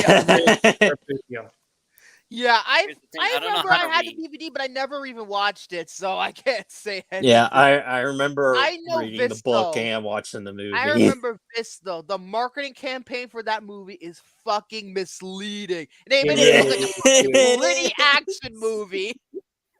Yeah. I mean, that was the the same kids time beating as the like shit out of Narnia Ferris was wheel. coming out, so It was literally they made it out to be like two kids beating the crap out of all these fairy tale creatures. But no, it's nothing like that at all. But Now this that was is a Shrek movie I want to see. Make This that is for Taika Shrek 5. Waititi. It's literally a movie about death. That's pretty much what the movie is. yeah. So is this movie. Well, not that kind of death. Yeah. This is like a childhood favorite of mine though. But yeah. I Next heard it was actually one. not too bad, and also it was directed by the co-creator of the Rugrats, the director Gasper Chupo from Klasky Chupo. Same to say Yep. anything. So no, Mm. Paul Germain was the other co-creator of Rugrats. He worked on Say Anything as a co-producer. And also bring in some of the guys who did The Simpsons. Yeah. All right, next one. I think this line will say it all. Get off my plane. Oh, oh, Air Force One. I have it. It is such a great movie. It is an awesome action movie. Oh I yeah. have 4K. I'm gonna do a quick product review of that. It is one of the best looking 4Ks I've ever seen, and it's one of the best Atmos tracks. One of the best Dolby Atmos tracks on the market. It's first off a great movie, but that's a great disc. I'm glad you bought And the I see 4K movies version. clearly in 4K.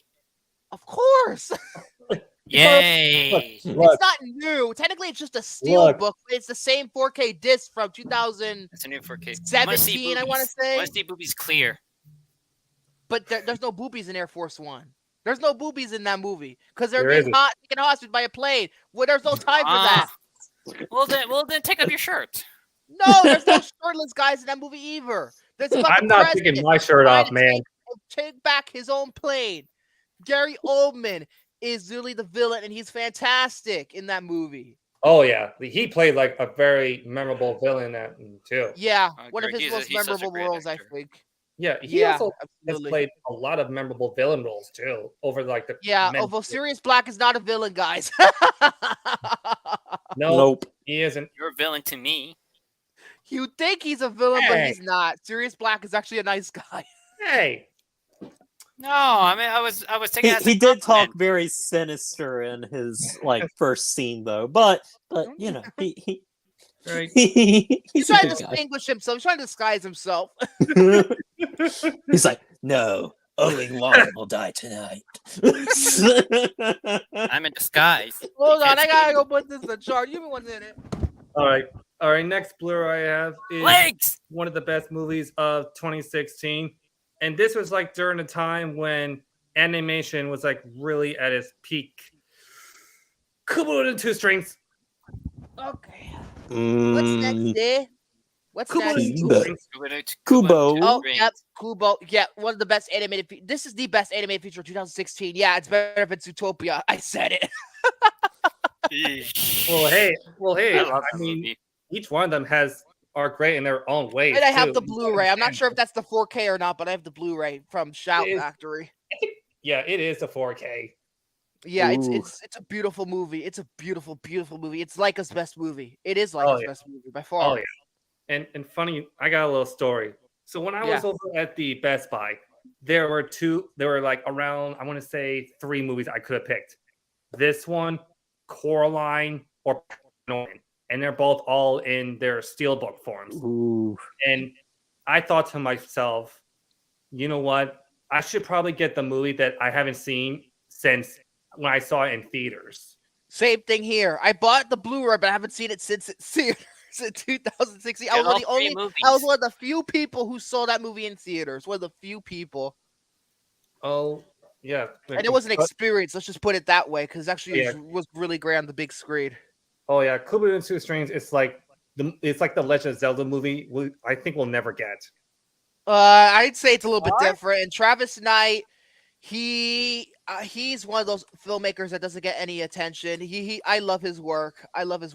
Bumblebee, he saved Transformers, and he does a lot of stuff with Leica. It's basically his company, and he's working on a new film for Leica now, I think, but not sure when that's supposed to come out. Yep. Probably next year or this year. All right, and the final, It's saying it's this year, but it's in production. So it doesn't So look like it's it gonna could be next year. it could be 2024. and the final Blu-ray I have here. Where's Romy? Because I know how much he loves this particular creatures. How to Train Your Dragon trilogy. The How to Train Your Oh. Dragon movies. Only have 2. I Oh, only you have love gotta, that. I Great own movies. none of them. Eh. you gotta get those, Vic. The thing is that I don't. Project Dragon 3, it's good, but it's not that great. I mean, it's good for a conclusion, but I feel like it should have like went higher. It's like to me, it was like 2 was like For me, Shaun its of the Planet ending Apes. is perfect. I felt Yeah. like it should have gone to like big I agree. scope, the epic finale. It should be like War for the Planet of the Apes, the epic conclusion. Even though it's not the conclusion anymore, but you know what I mean. Yeah, I know. I love all 3 movies. It's I not bad. do love all and 3 then I haven't movies. seen the It's first just- one. The only one I haven't seen is Oh, the first one. The first one made me want to be an anime. animator. Oh yeah. Oh, okay. Let me just point out this way. How to Train one that starred all, and it was like in my top 10. How to Train Dragon 2 is like I think it's like Top the best. 10 of 2014, I think. Best It wasn't animated my number sequel. 1, but it was my top 10, I think. Yeah, I said it was like the best animated sequel ever. And then for me, How to Train Your Dragon 3, it's like the perfect conclusion. That's right, the remake the coming. live action movie. At least Dean DuBois is actually directing the fucking thing. He could have been in the wrong hands. It could have been done horribly. If it was anybody else, I'd be like, "Fuck this shit." But I think maybe it might be good. I'm just gonna have to wait and see. I'm not gonna. Well, I'm and gonna reserve my also what I've judgment. heard about with How to Train Your Dragon and stuff, like, and like what he brought to the series and stuff, is the movies are better than the book it's actually based on. That's true. Really? Because the books is completely different I than didn't the know it movies. was based on those books. From Yeah, what I I've know heard, it's based on Toothless has it's a little dragon, while in the movie he's this giant, massive monster. Yeah, he's a fat dragon. He's fat. He's fat. The Rock as Toothless. Well, What's next? Are we gonna have Kevin Hart as Shrek? Oh my god. Better yet, no, get John Cena for Toothless because nobody will see him. Oh. He's blind. Let's remake Madagascar. Let's do an all-Asian cast of Kung Fu Panda. But they're already making the 4th movie, so Oh yeah. Why not? Speaking of fat, but yeah, I will say How to Train Your Dragon. Well, I love the How to Train Your Dragon. It's not until Puss in Boots, How to Train Your Dragon were their best films. but I heard that their new TV show, the new Dragons TV show, I heard it's fucking terrible. I I heard don't it's pay like attention to it. To me, there's no such thing as TV shows. There's just the movies. they're But Will Smith as Gloria, his wife. Will Smith is Gloria. Because his wife voiced the character. And funny enough, Chris Rock is the zebra. Yeah. But yeah, you know, I like How to Train Your Dragon just fine, but I just like Shrek a little bit more in terms of the like DreamWorks franchise. I agree with like Shrek. Love Shrek. Yeah, I mean, I think Shrek Kitty 2 Cat is just still- one of the greatest I mean- sequels ever. Yes, made. yes, I agree wholeheartedly. I Well, think it is. I would say this one is the best one. So Shrek what's 2 will just the never be best one? top for me. I think it's just Shrek is wow. love. Shrek is love. It's Shrek is life. No, Don't wait for- no, Don't wait not for those Shrek video 5. back The internet to wants that place. the internet wants Shrek 5. Oh my god! I hope they don't reference that movie, those Shrek is Love, Shrek is Life videos in that. Maybe Oh, we'll see. Oh, We'll God. see. Then again, the first two movies are known for pushing boundaries, so That's Yeah. and those are all on my Blu-rays. I guess we're just gonna cut to commercial now because we're gonna talk about this movie that I'm gonna talk about. And I have a lot of words to say about the movie we're gonna review tonight, so we're just gonna put the It was commercial the by. most We'll be right romantic back. movie that made me fall in love with Vic.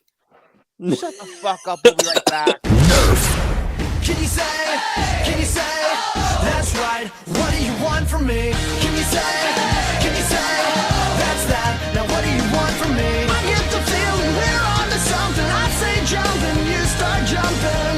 Can you say, that's right, what do you want from me? It's Nerf, and nothing. What do you want from me? And now, introducing the new Nerf Sports lineup. Forget everything you think you know about Resident Evil. I'm under the President's order to rescue you. My father? Oh my god! What's going on? Don't worry, Ashley. I'm coming for you. Vayan por detrás. Evil has evolved. Resident Evil 4 for Nintendo GameCube. Rated M for mature. Only from Capcom. Yes, Resident Evil. Well, the remake's coming out on Friday, so I just figured just put that in because it comes out on Friday. Oh, The and remake. oh my god, so many childhood memories with Nerf. And also the Resident Evil 4 remake is actually getting better reviews than the original, shockingly enough. Oh my That's god! crazy. I want to read this comment. There was a Hogwarts Legacy meme where someone made their broom Shrek. No wonder because There's like a remember because there's a story too because whenever the Nimbus 2000 came out in toy What, show Nimbus? in 2001 No, not- or 2002, I remember a lot of women used that as a vibrator. The Nimbus Oh my 2000. Someone made a toy out of that. Oh no. It was a I'm not even- Hasbro metal. They No. literally used it as a. Some women used it as a vibrator. Oh Somebody actually made a no. toy of that broom vibrating, and it was banned. But yet at the same time, there's a thing called the Dora Aquapet, where it actually looks like a penis. Oh, for God's But yeah, sake. the point is that tonight is going to be a Hogwarts- very okay, special about Hogwarts episode. Legacy. I love. Yeah. There's this mod where I just fell in love, where they put in almost every third licensed character. Like I think the Kermit was there, Sitoslav, Shrek, Puss in Boots. I think Donald and Kermit. No, Mickey Mouse was there. I was like, I gotta play that mod. I don't know my spells. Remember, I was in the Warner Brothers film. Well, Roger Rabbit somewhat counts. So Oh god, Well, no, that's And he's gonna Touchstone. make That's it- under Disney. he's gonna be like Mickey Bunny or something. Mickey Mouse. But yeah, All right there, Rick and give Morty up was that there. goddamn money. Oh. I do really need to play Hogwarts Legacy. It's just that I haven't got a chance because it's not on sale yet. I'm waiting for a sale. I Yeah, apparently I'm- they I'm gave you a waiting. racist. For May. Oh, So I that's can right, get it because on the the last gen PS4. versions come out in May. Not the next gen version that's already out, but the last gen versions for like PS4 and Xbox One don't come out until Hey, May. hey, maybe if I could possibly get a full-time position where I work, maybe I could eventually pay for that PS5. Oh, PS5 I was is thinking of Mickey awesome. from South Park now. Where he beats the shit out of The Jonas the Brothers. Jonas Brothers. The Jonas Yeah, Brothers. that one. So tonight is going to be a very special episode because I don't think, I mean, out of all the episodes I've done, I've given out plenty of great reviews, right? I've great movies we have done, but this is the first one I've done so far that were really struck a chord with me and it really hit me.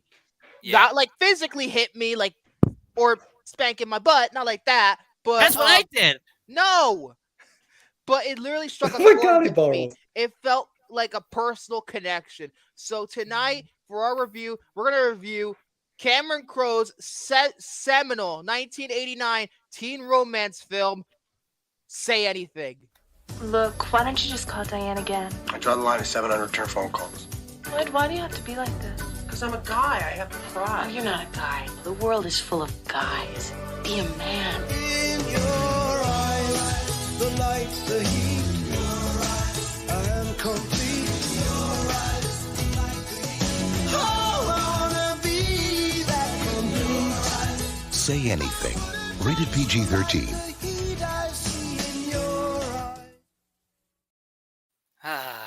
Oh, wow. Oh my God.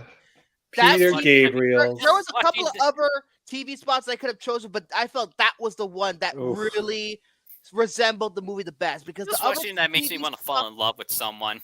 that's you know what? Speaking of which, Mhm. I'll say I was gonna save this until the very end, but literally this movie made me want to fall in love. This movie is that perfect. That's made for us. Yep. Yeah, but like as I was saying Me before, too. I picked that TV spot because that resembled the Marry movie me. best. Because the other TV spots I was looking at to put before this, we did this review, were very kind of silly. Just like it doesn't resemble the movie all that much. This was the perfect example of what resembled the movie the best. And of course, we're going to talk about the song. We're going to talk about it. I know we're going to talk about it. I'm going to hold that thought. But Say Anything is a 1989 American teen romantic comedy drama film written and directed by the one, the only Cameron Crowe, who also directed my all-time favorite movie. If you Starring Spider-Man, Tobey Maguire. No. If you can see it. The Lizzie McGuire movie. No. I have it right here. Thank you. Elizabeth McGuire. Vic, I have it right here. Tobey Maguire, my all-time favorite movie, Cameron Crowe directed. It's my favorite movie of all time. It's still my favorite movie of all time. And before anybody asks, is it better? Is Say Anything better than Jerry Maguire? No, it is not. Obviously, it's not going to be. At the same time, I have a lot to say about this movie because it really did strike a chord with me. So let me go back to the Wikipedia page. And it just felt good. Slap! My God, that's. But the movie stars John Cusack, Ione Skye, John Mahoney, Lily Taylor, Amy Brooks, Pamela Adlon, Jeremy Piven's in this movie briefly. Even Eric Stoltz is in this movie briefly too.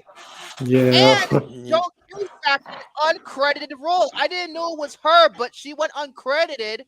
She plays the sister of the main character. Oh, so wow. You know, I didn't even notice her. Same. Martian Child. Same. Because I always thought that the movie Martian Child was the first Speaking of time those cowgirls. two were in a movie together, but no, it's not the case. It's this movie. So, but she went uncredited for this movie. That's why I got a little. I'm like, who plays the sister? But it's Joe Cusack. So, and it was released on April 14th, 1989 by 20th Century Fox. It's also co-produced by these guys. You might have heard of them. It was released by Fox and it was produced by these guys. You might have heard of them. I don't know. Maybe something along the lines of this. Mark, I want beer. Gracie Films, James L. Brooks' company, they produced this movie before. This is the same year they started The Simpsons. Actually, this is the same year.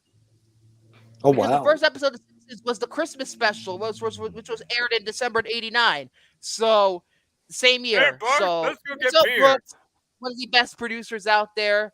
He gave Cameron Crowe a shot to make a movie, and honestly, I don't regret a single thing because it's absolutely amazing. The movie cost $16 million to produce, and the box office says it made $20.7 million. I would have thought it made more. Yeah, that's what I thought too. Because let me get the inflation calendar because maybe it was a hit, but I just have to because remember the inflation calendar. 1989 was a better economy than our economy now. I'd say for like a more like lower budget movie and stuff like not a low budget, but like 1989 but still, is probably a lot of money. Yeah. Yeah, I'm actually surprised too. For a smaller movie, I think that's pretty good. Well, I'm surprised it didn't make like that much money, because if it were like 40 million. a box office hit. Okay, so apparently I just did the inflation calendar, and the budget was, according back then, was 16 million. But in today's money, it's about 38.8 million. So that's not a small budget. That's actually a pretty decent budget. Right. Pretty solid. solid. And then we calculate it to $20 million. How much it made? 20 million, 0.00, and it made, suggested for inflation, 48.5 million. So yeah, it underperformed. However, Cameron Crowe has gone on record saying if it wasn't for the Siskel and Ebert review, the movie would have flopped completely. People went to go see the movie because of the Siskel and Ebert review, and I will talk about the Siskel and Ebert review when we get there. But in terms of the reception of this movie, this was one of the most critically acclaimed movies of 1989. It is literally, I forgot how much it had, about a 98% rating on Rotten Tomatoes. That is incredible. And it has a 7.3 on IMDb, but 98% rating, and it deserves it. Especially Roger Ebert and Gene Siskel were the biggest champions of this movie, and I can't blame them. I really cannot blame them whatsoever. You see? Not all film critics are monsters. Well, I mean, this is Siskel and Ebert we're talking about. They're legends. This is what they're, Here's the thing. Actors always love to make film critics the villains. They're the evil monsters that ruin cinema. Again, film critics these days are fucking terrible. Film critics are helping people see your movie. There you go. And it's not our fault that your movie is shit. We just don't like your work. So fuck you. But yeah, as I was saying, basically I'm going to read basically a simple plot synopsis. It's just simple, just one sentence. A noble underachiever, and a beautiful valedictorian fall in love with the summer before she goes off to college. But that's only the base. Like, that's not even the real plot. That's the surface of the plot. But the real plot involves stealing from old people. Which I was not expecting at all. Yeah, it was tax evasion. He was going through tax evasion for some reason, but no, he's stealing money from old people. That's what John Mahoney's character was doing. He was stealing money from old people. That's a good twist. Now, where can I begin? I want to steal money. Can I steal your money? Where do I begin with this movie? Where do I even begin? I'm going to start off by saying this. I'll say this. Before, we've been doing like puzzly, crazy films, like movies that are like basically out of the norm, like out of the ordinary, like action-packed adventure about guys saving the earth, boy traveling around the world, or basically just action-packed explosions and just massacres everywhere. But this is the first time we actually watched a movie where it's simplistic, but yet it works. It's just calm. It's just calm and basically just the ordinary life of ordinary people, which it works. Here's the thing, though, because I have a story to tell. He was telling me, when we were watching this movie, me and Ibarra watched this movie together because of the reaction. But he was like, "Oh, this is a slow-paced movie." I watched this movie again. You're full of shit. This is a fast-paced movie. It really is fast-paced. Here's the thing. There's a difference between slow-paced and it's super short too. It's only an hour and 40 minutes. Here's the thing. There's a difference between slow-paced and make it boring. And then there's slow-paced, but actually make it really rapid fast. The movie's just fast in general. That movie is fast. Maybe because we always watch like just weird, random, crazy adventure films, and this is the first one we've done where it's just when I watched it by myself, relaxing, getting whiplash, basically. Maybe it was because we were trying to come up with material to make jokes out of. Maybe that's why I felt a little bit. You're like, this movie's too somber for that. Because I loved the movie the first time I saw it, but when I saw it again the same night, because the movie kind of stuck with me, even though I didn't get some of it because we were making too many jokes. I was making too many Passenger 57 jokes, and Hunter started with the Passenger 57 jokes. Always met out black. and you just blow your load live on camera. And then the booger scenario that I was hitting on him, and as soon as he fucking unleashes his load, I was dying. That experience makes me love this movie even more. But yeah, as I was saying before too, the thing what I love about this movie so much is that I'll say it now. This movie gets teenagers. Yes. This is how they act. They don't act like fucking asshole, douchebag, hipster bullshit. They feel like real people, and all of them are likable. These are likable people. Look at all the like I teen said movies before. about these days. They're almost all unlikable. I hate every single one of them. It's like, fuck off, you entitled bitch. Like I said, this is basically just the movie is basically about ordinary kids just doing their ordinary things in life, which it really works. It really makes it work. They don't have to go on this giant grand adventures to save the earth or attack villains. All you just need to have is just likable characters, perfect chemistry, and tons of personalities and a great performance and a beautiful script. And that's what this movie did. It nailed it. It nailed the head on that. Out of the park. I love right how now. naturalistic the dialogue is too. It's like Cameron this is Crowe's like one of the something only that like filmmakers maybe who I would understand say. teenagers. Oh yeah.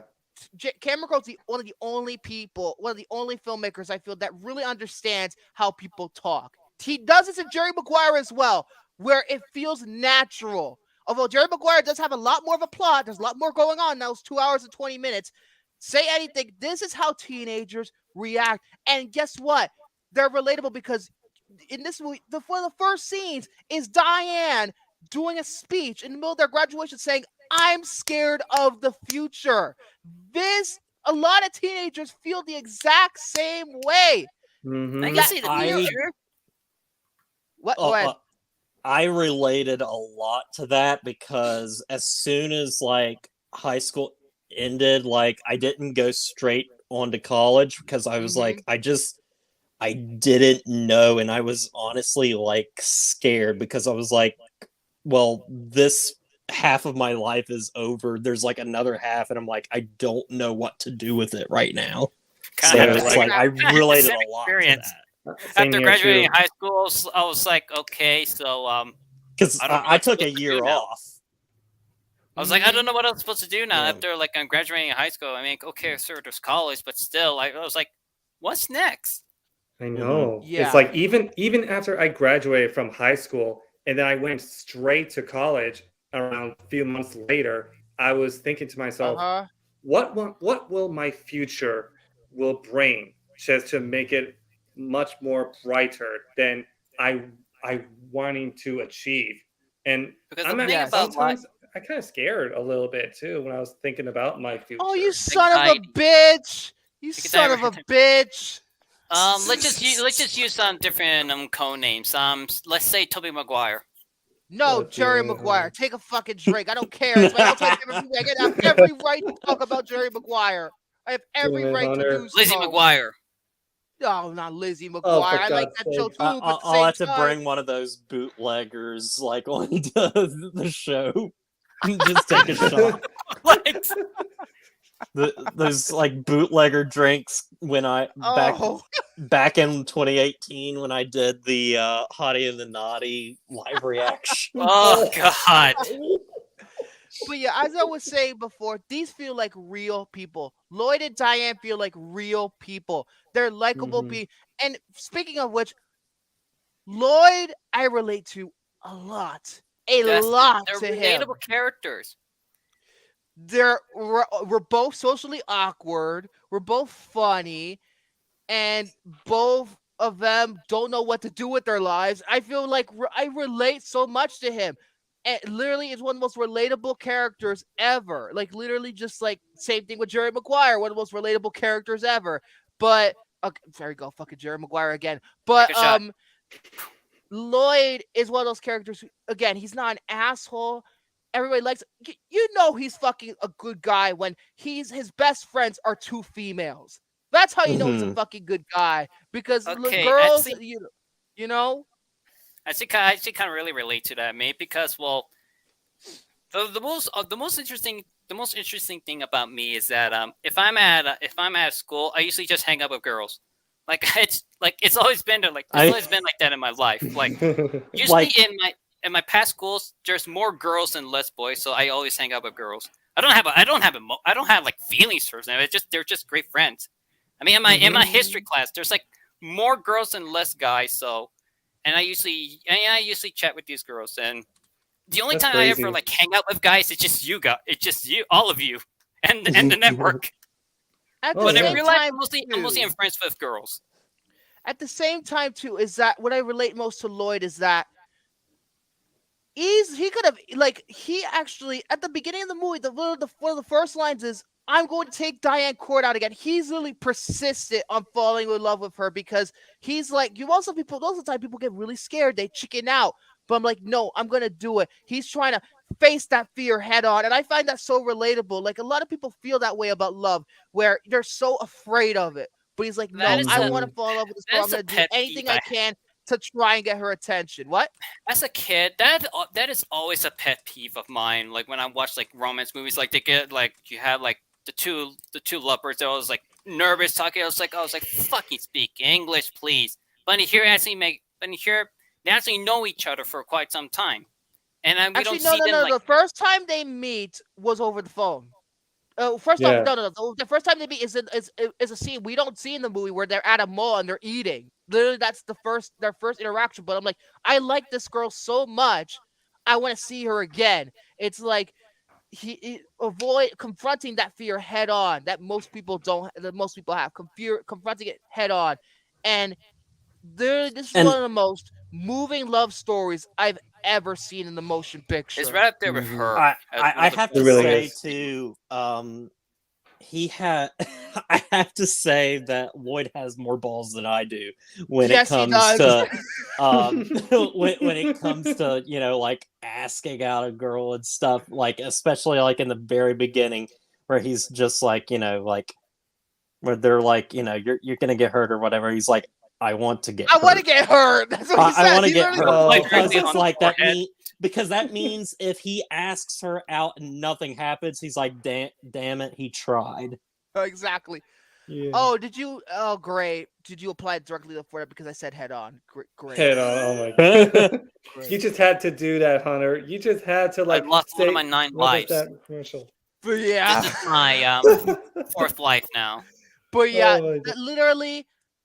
I feel like in terms of like the acting, I'll go a little bit of the acting now. This movie does not work without John Cusack or Ione Skye. This movie does not work without them. I know that Jennifer Connelly was supposedly was interested in playing Diane. No, I only see Ione Skye as that role. Jennifer Connelly, I think she is brilliant. Wonderful. I don't know why she didn't do other bigger things after this. She just kind of I've seen her library, and after that film, basically she did nothing. I mean, she's in one of my favorite movies of all time, and she goes uncredited in it, and it's Zodiac. Zodiac. Zodiac. Fucking boring. 2.5 hours. But they don't. This movie doesn't work without the two of them and their performances because even they admitted after the fact that they had so much chemistry even behind the scenes that if they weren't involved already they weren't in relationships already, they probably would be together during the shooting of this movie. Oh yeah. No, really. Like even them getting they married. were both dating significant others at the time. Ione Skye was actually dating Anthony Kiedis of the Red Hot Chili Peppers at this time. That's why a Red Hot Chili Peppers song starts the movie. It literally starts the movie. Bill Lebowski as well. Yeah, like the thing I really appreciate about John Cusack's character was that he brings a lot of charm into really himself, into becoming a gentleman, and you can just tell like when he is about to get his like relationship going with this girl, it all feels believable, and you really care about their relationship. Yeah, it's all because of Cameron Crowe's terrific script. Like it's I'll get it's to the- I'll ordinary, get to the but it's script in also a out of the moment. ordinary. I'll get to the script eventually, but I'm just trying to work my way up here because I have a lot to say. We might be here for a while. Go ahead. No, go ahead. Go Let's do ahead. 4 hours. 4 hours. I don't know. I'm gonna cut it. I'm not gonna go 4 hours. I love this movie, but I'm not gonna talk for 4 hours. I'm just gonna. I have a lot to say though. But like in terms of just like him and Diane, the relationship between it, it's just so immaculately done. I don't think like it's just by the time they break up all because of the father, blah blah blah. It's just heartbreaking to watch. That whole scene, oh, you're breaking up with me, and then I'm gonna give you the pen. I'm gonna give you a pen, write me or whatever. Oh and gosh, it is And I don't heartbreaking. want to cry again after Yeah. last week. That almost put me in tears. Yeah, but yeah, that is just Damn heartbreaking. it! Why And is at the this same is time, the when they're in romance love- always makes me cry? And then when they're I in love, know. it just like it's something about it. It just warms your. This movie has a beating soul. It really does. It's It has a beating charming. soul. It really is a charming movie. Take a drink every time Ibarra says the word charming because I've noticed that a lot about him. He says the word charming way too fucking much. Take a drink every Yeah, time that's he says the word true. charming. That's the one where I can describe this movie. Take a drink. Take 2 drinks every time he says Jerry Maguire and I say charming. Take a drink. Buy yourself a rum. You're gonna need it. But yeah, the love story. It's just like, oh my god! Like even at the basically like the party scene, which kind of predates Can't Hardly Wait, which is my favorite teen comedy of all time. I love Can't Hardly Wait, even though it is a more hilarious, not really a drama, it's just a comedy straight up. I just love Can't Hardly Wait. But the party in that scene, there's no people. Oh, like there's not. It felt like a normal party. Most teen comedies these days. Not really so much brats. I'm going to talk about Booksmart because just how unrealistic that party is. Oh god, Like, I do love Booksmart. They're doing drugs. They're drinking. It's just like this is just this normal party, and the guy who runs the party, by the way, that's Eric Stoltz, aka the original Marty McFly before he was recast. Man, so many connections. Hey, speaking of which, the beer guy, that's Eric Stoltz. Yep. Speaking of which, I'm Back to the Future. Yep. We always do segues. Why? Yeah, but the party Don't scene, ask me. it's a very nice scene. It's just a really nice scene. And another thing, too, Lily Taylor in this movie is fucking awesome. She plays yes. Corey. She's fucking amazing. She's a very little screen time she has. She plays one of Lloyd's best friends. The other is DC. I forget who she's played by. But they're both great. As soon as the movie started, I was like, holy crap, is that Lily Taylor? Yeah, exactly. Because I know her from like other movies like Ransom. She's in Ransom.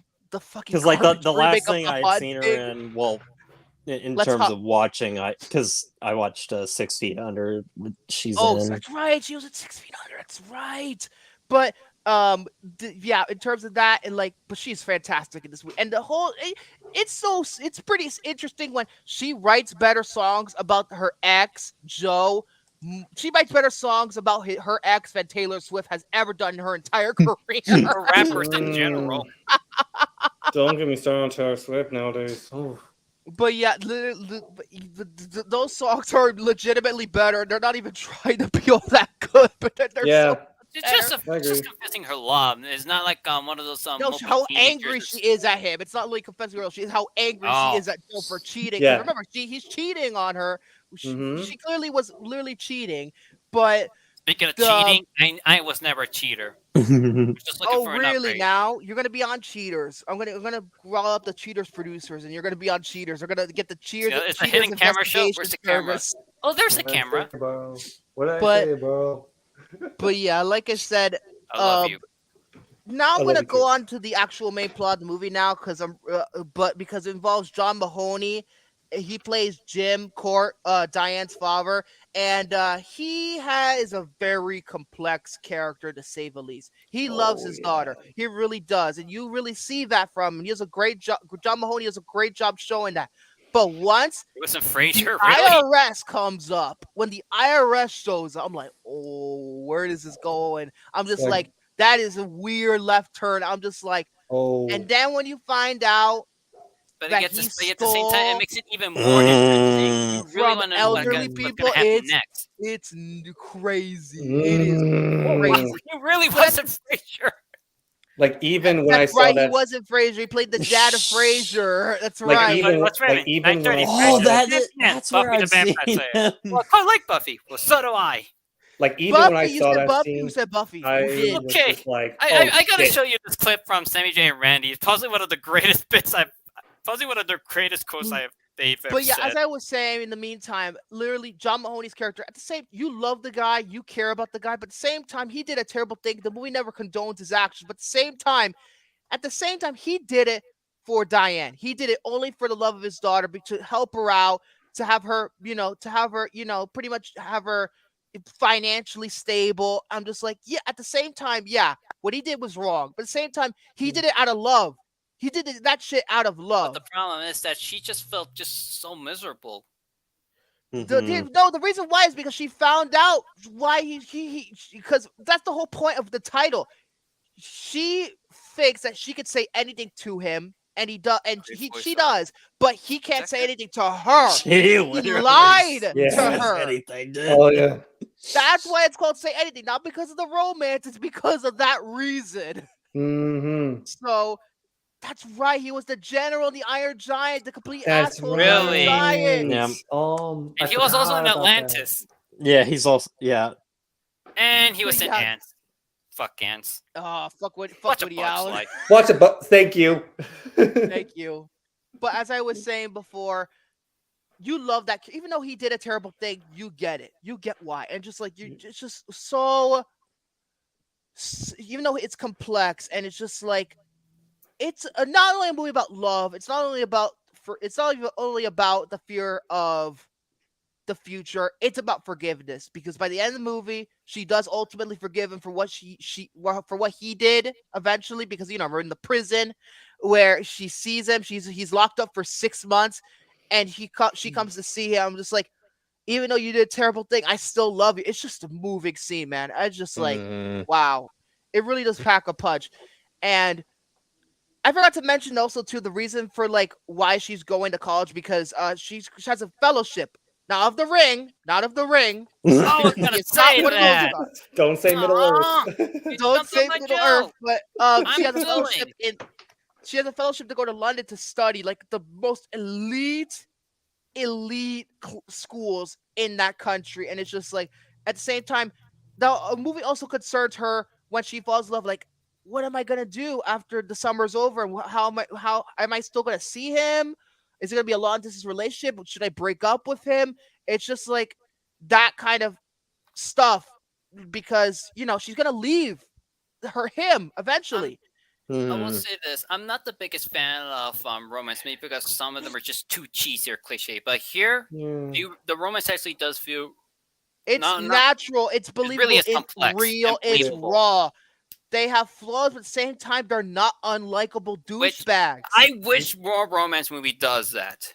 I hope. Just like I really teen do movies. too. Teen movies in general need to take notes from this fucking movie. Especially you, A24. I'm looking at you, Greta Gerwig. I'm looking at you, Queen. Yeah, we're looking at you, man. But the Greta Gerwig. We're not going to talk about climate change, are we? No, not Thunberg. Greta Gerwig, the director of Lady Bird. Not She's the Thunberg. queen of the hipsters. Enough said. But but literally the movie just feels so raw. It's just so raw. It's natural, and it's just like Roger Ebert put it best in his review, and he said the following quote: "One of the best films of the year, a movie that is really about something, that truly cares about the issues it contains, and yet works wonderfully as a funny, war-hardened romantic comedy. It deals with real issues, and it's about something. It's exactly what it is. It's about something." And literally, this is one of those movies where I think especially if you're a teenager, this could really change people's lives. Like, it's kind of a pretentious thing to say. I know it's a little bit pretentious, but this is the movie that kind of changes my life. life. It teaches me I want to have 9 more lives so I can live longer. And just overstaying is like, for all these overseas, like for example, like when they meet up, like at the elderly home, they have to put on a VHS tape of Cocoon for the elderly people. I love that. movie. Of all The movie things, is it's surprisingly Cocoon. funny. I mean, it is a rom-com, but the jokes really do work. But here's the thing, though. Another thing is that it's not a fake VHS. That's a real CBS Fox original copy of Cocoon. And because I'm a VHS aficionado, I have to explain that CBS Fox was, for a long time, Fox's home video division that they had with CBS. It was for a long time until 1991 when my they best friend Fox has Video. that exact VHS. Oh too. my god! Wow. John Cusack will be proud of you, Jared. Yeah, that Proud of logo. you. But yeah, they were that until 91 when they became Fox Video. Then 97 they became 20th Century Fox Entertainment, and then 2020, of course, 20th Century Studios. But it's somewhat connected to Disney Home Video in a way. At the same time, though, that scene is just charming because remember, the guy gets up and wants to fucking leave. He doesn't want to watch Cocoon. It's fucking fun. That's the thing with this movie. It not only is it just sweet, But I heard Cocoon. it's funny. Now I really want to watch Cocoon. Now I really want to, because of this, I want to fucking watch Cocoon. Gotta put down the wheel next. No, because here's the thing, though. That's a very hard to find movie. It is a very hard to find movie. It's not on Blu-ray. It's still not on Blu-ray. Apparently, it's because of music rights. But it's still called on Fox. Yeah, eat shit. Yeah, Disney. they still call him Fox. But and then the scene that follows, well, the second scene that follows, because they're having coffee the next scene, but the scene that follows when Lloyd teaches Diane how to drive the car. That is just great scene. It's just every scene with them, it just feels pure and genuine. Don't say the word charming. Don't say. You said the word charming. He did say genuine. So. Oh, okay. Say genuine and pure, not charming. Take a drink, still, bitch. You said charming. You take a drink. We really are made for each other. This movie has to be made to become more of a lover. God, no. Little, But this, and then it's just okay, I think I'm gonna have to talk about the Peter Gabriel song now because about Peter Gabriel. First of all, I'll give the context because at this point in the movie when it plays, they are broken up. Lloyd is heartbroken. That shows you the gravitas of John Cusack's acting in this week because he's just depressed, out of it. Checked This is one of the best performances from him, and he's so young. He really is. Absolutely, one of his best performances. I have not seen High Fidelity, but apparently it's kind of similar, so I should probably watch High Fidelity. I think it is his best. But especially in the scene where he's in the rain, he calls his sister, "Oh, hi, Constance. Diane broke up with me. I don't know. I feel like crying." It's just he gives it his all. And then he takes advice from Corey and DC, his friends, Lee Taylor, and who the fuck plays DC? Amy Brooks. Yeah. I'm assuming she's related to James L. Brooks because he's one of the producers, Gracie Films, blah blah blah. And Corey ultimately tells him, "Don't be a guy, be a man." And pretty much the next day goes up to the house. I think it's the middle of the morning. I can't tell by the color timing of the scene, but I think it's the middle of the morning. I think so, yeah. Puts the boombox up. 6 a.m. Peter Gabriel's "In Your Eyes" is playing, which is the song they played it in the car when they were first having sex, when they first banging. It was just that. I always loved that song. I always have, even before I saw this movie. But at the same time, that's the song that's the song where we became one. Here's the thing, though. Here's the thing about that song, though. I feel like because of this movie, I love that song even more now because of this movie and how it just Peter Gabriel's so underrated. Oh, he's so good. It's just I love Phil Collins as much as the next guy, but there's just something about Peter Gabriel that makes him even more special. He has one hell of a voice. He's just that whole song is just wow. That whole boombox scene, it's not only romantic, it just gives you chills down your fucking spine. It's one of the highlights. It really does. Oh yeah. It's one of those. It's like one of those highlighted moments that you'll be talking when you're heading home. Because he does it because that's how you know that shit comes from the heart when he literally that's dedication. And just how much he misses her. It's just that song is just fucking brilliant. That song and is, the fact that it happened in their most intimate moment. Exactly. And also that in the fucking car. Also obviously because it's a PG-13 movie and everything, they don't like. You don't see the sex happening, You but only like see in the- the you only see the aftermath, that is blankie. just one of the Yeah, most. That's like- just.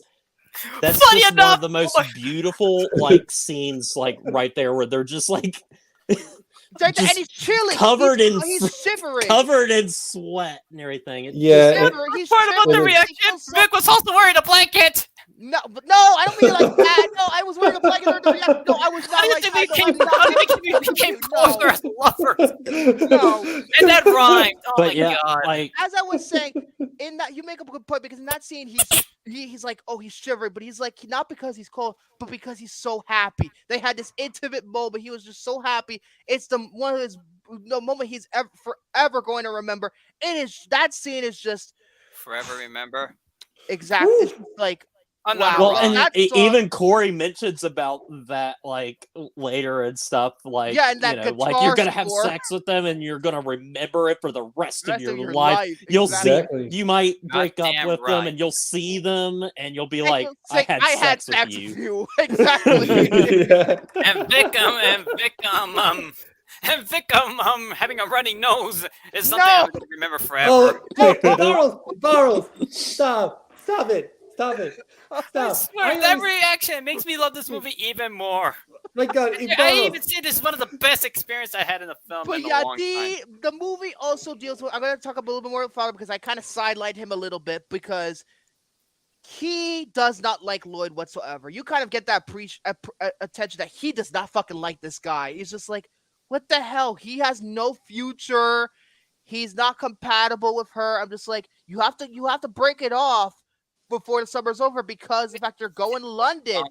For when like the father like hates the like It's either the boyfriend or the here's the girlfriend. thing though, it does it differently. It's not Exactly. like the same old shit because It's it's not not like fucking cliched. Meet the Parents where it's done for comedy purposes where Robert De Niro fucking hates Ben Stiller the whole movie. I love Meet the Parents, but that's a completely different laugh out loud movie. Yeah, but oh my god. We might do that movie one day. I have a feeling we're gonna do it. We're never gonna do meet the fuckers. I was like, Little Fuckers, we're not gonna do Little Fuckers. Oh, don't do We're Little gonna Fuckers. we're No. going Do it on your own time. Thank you. I've only seen Meet the Parents and Meet the Thank you, Fuckers. Jared. That's it.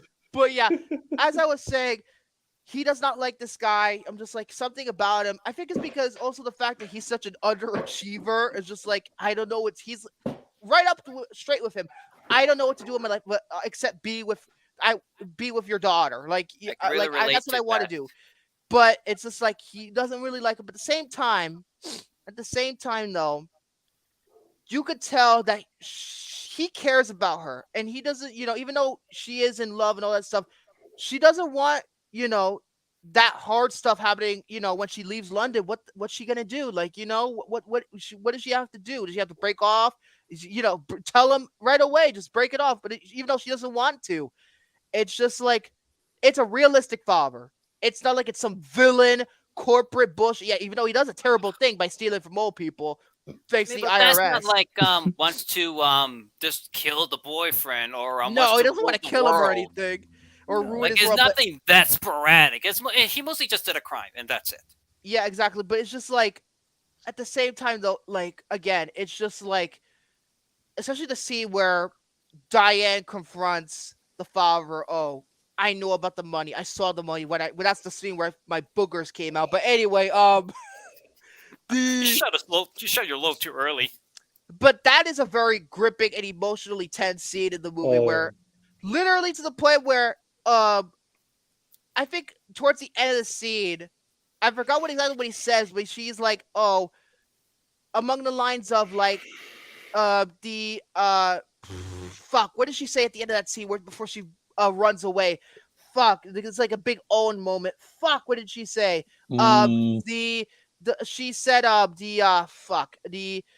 something about the lines of you have to ignore everything what happened. Like, yeah, you're right, and then he just moves away. It's just that is such a great scene. It's just another thing too is that again, he did it out of love, even though what he did is terrible and all that other stuff. But he's just a fascinating character. And by the end, you just still care about him. It's just incredible work. And then a lot of the funny parts, like the party stuff, like the guy, Mike Cameron, who's at the end of the party is completely wasted. Like, oh, I want to go home. He's in the toilet. Oh, I want to go home. I've been saying that. I cannot believe just how relatable this movie is. Throughout this entire reaction, I've been saying, "Can I go home now?" Vicky saying, "No." "No." Remember in the scene where they driving him home? It takes him hours to get home because he doesn't know where his house is because he's super drunk. I know. I couldn't believe like how relatable this movie when they was. do drop him off, they just leave his ass. They're like, "All right, bye, Boy, bye. Have a nice night or day, morning, morning, yeah, afternoon, exactly. evening." But yeah, that is hilarious. And again, what Jared brought up, the whole scene in the guitar store. All I'm gonna remember is I had sex with you. That's a hilarious scene. That's absolutely hilarious. And then another one too is when at the beginning of the movie where the graduation is happening, he's this guy in the fucking crowd. He's fucking singing so fucking terribly.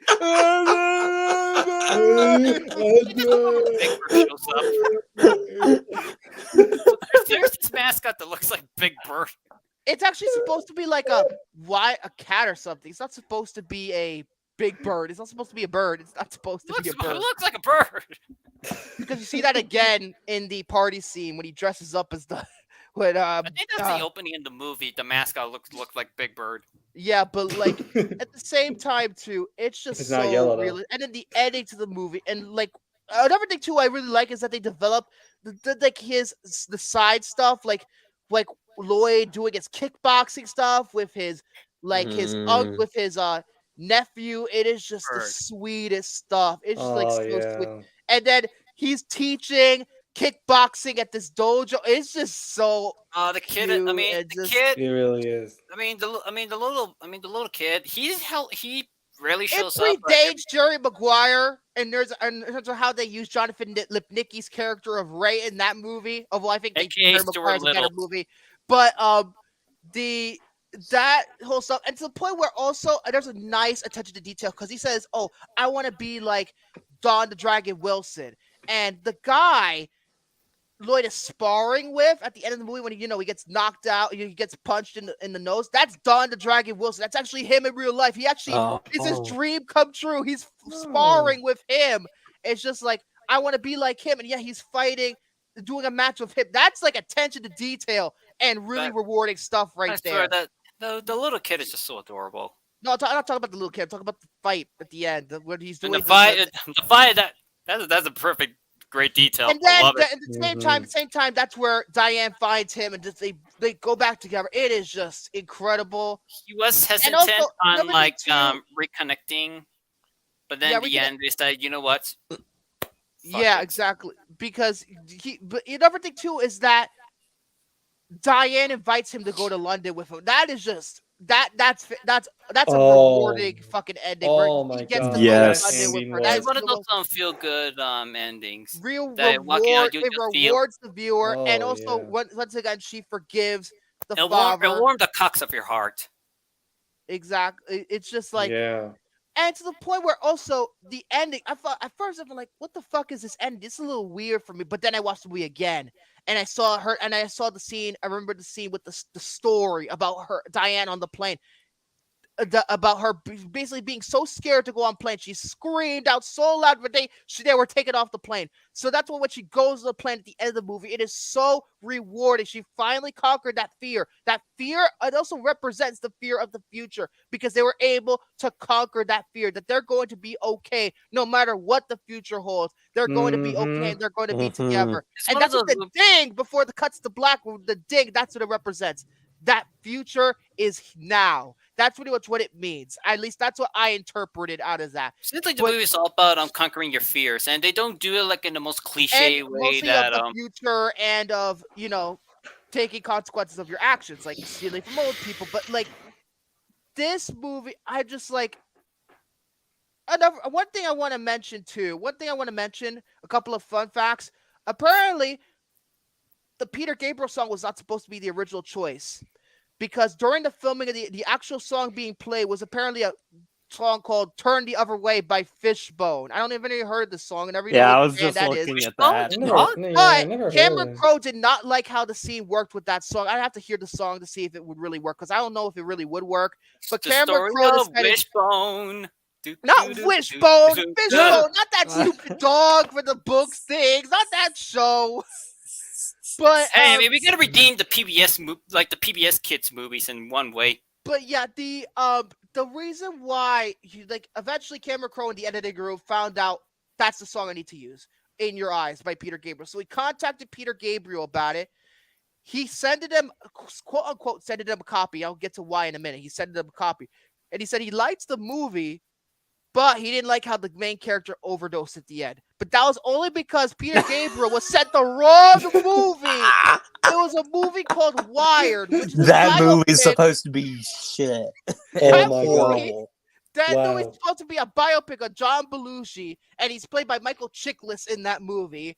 And he got sent a copy of that movie, Wired, not say anything, by Oh my accident. god. And Cameron Crowe eventually did realize that, oh my god, this is the wrong movie. I have to send him the right movie. He eventually did receive he eventually did receive the right movie, and Peter Gabriel was like, yeah, you could use my song. You absolutely can use my song. And that's the story of that. He got sent, Peter Gabriel got sent the wrong movie.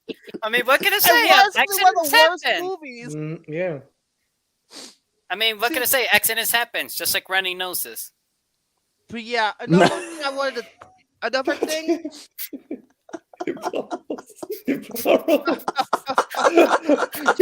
Oh my god! What the fuck did you say? I didn't catch that. I was looking at something. What did you say? I said, what can I say? Accidents happens, just like runny noses. God, for fuck's sake! So, apparently, You're so proud of yourself. this was one of those movies where this movie kind of made Seattle popular. This movie made Seattle popular, and of course, Seattle is the area where grunge began, with stuff like Soundgarden, Smashing Pumpkins from Seattle. I'm not sure if they're from Seattle, but Nirvana is from Seattle. Alice in Chains? Most of Pearl Jam is from Seattle, except for Eddie Vedder, who was from Los Angeles. Yeah, that's true.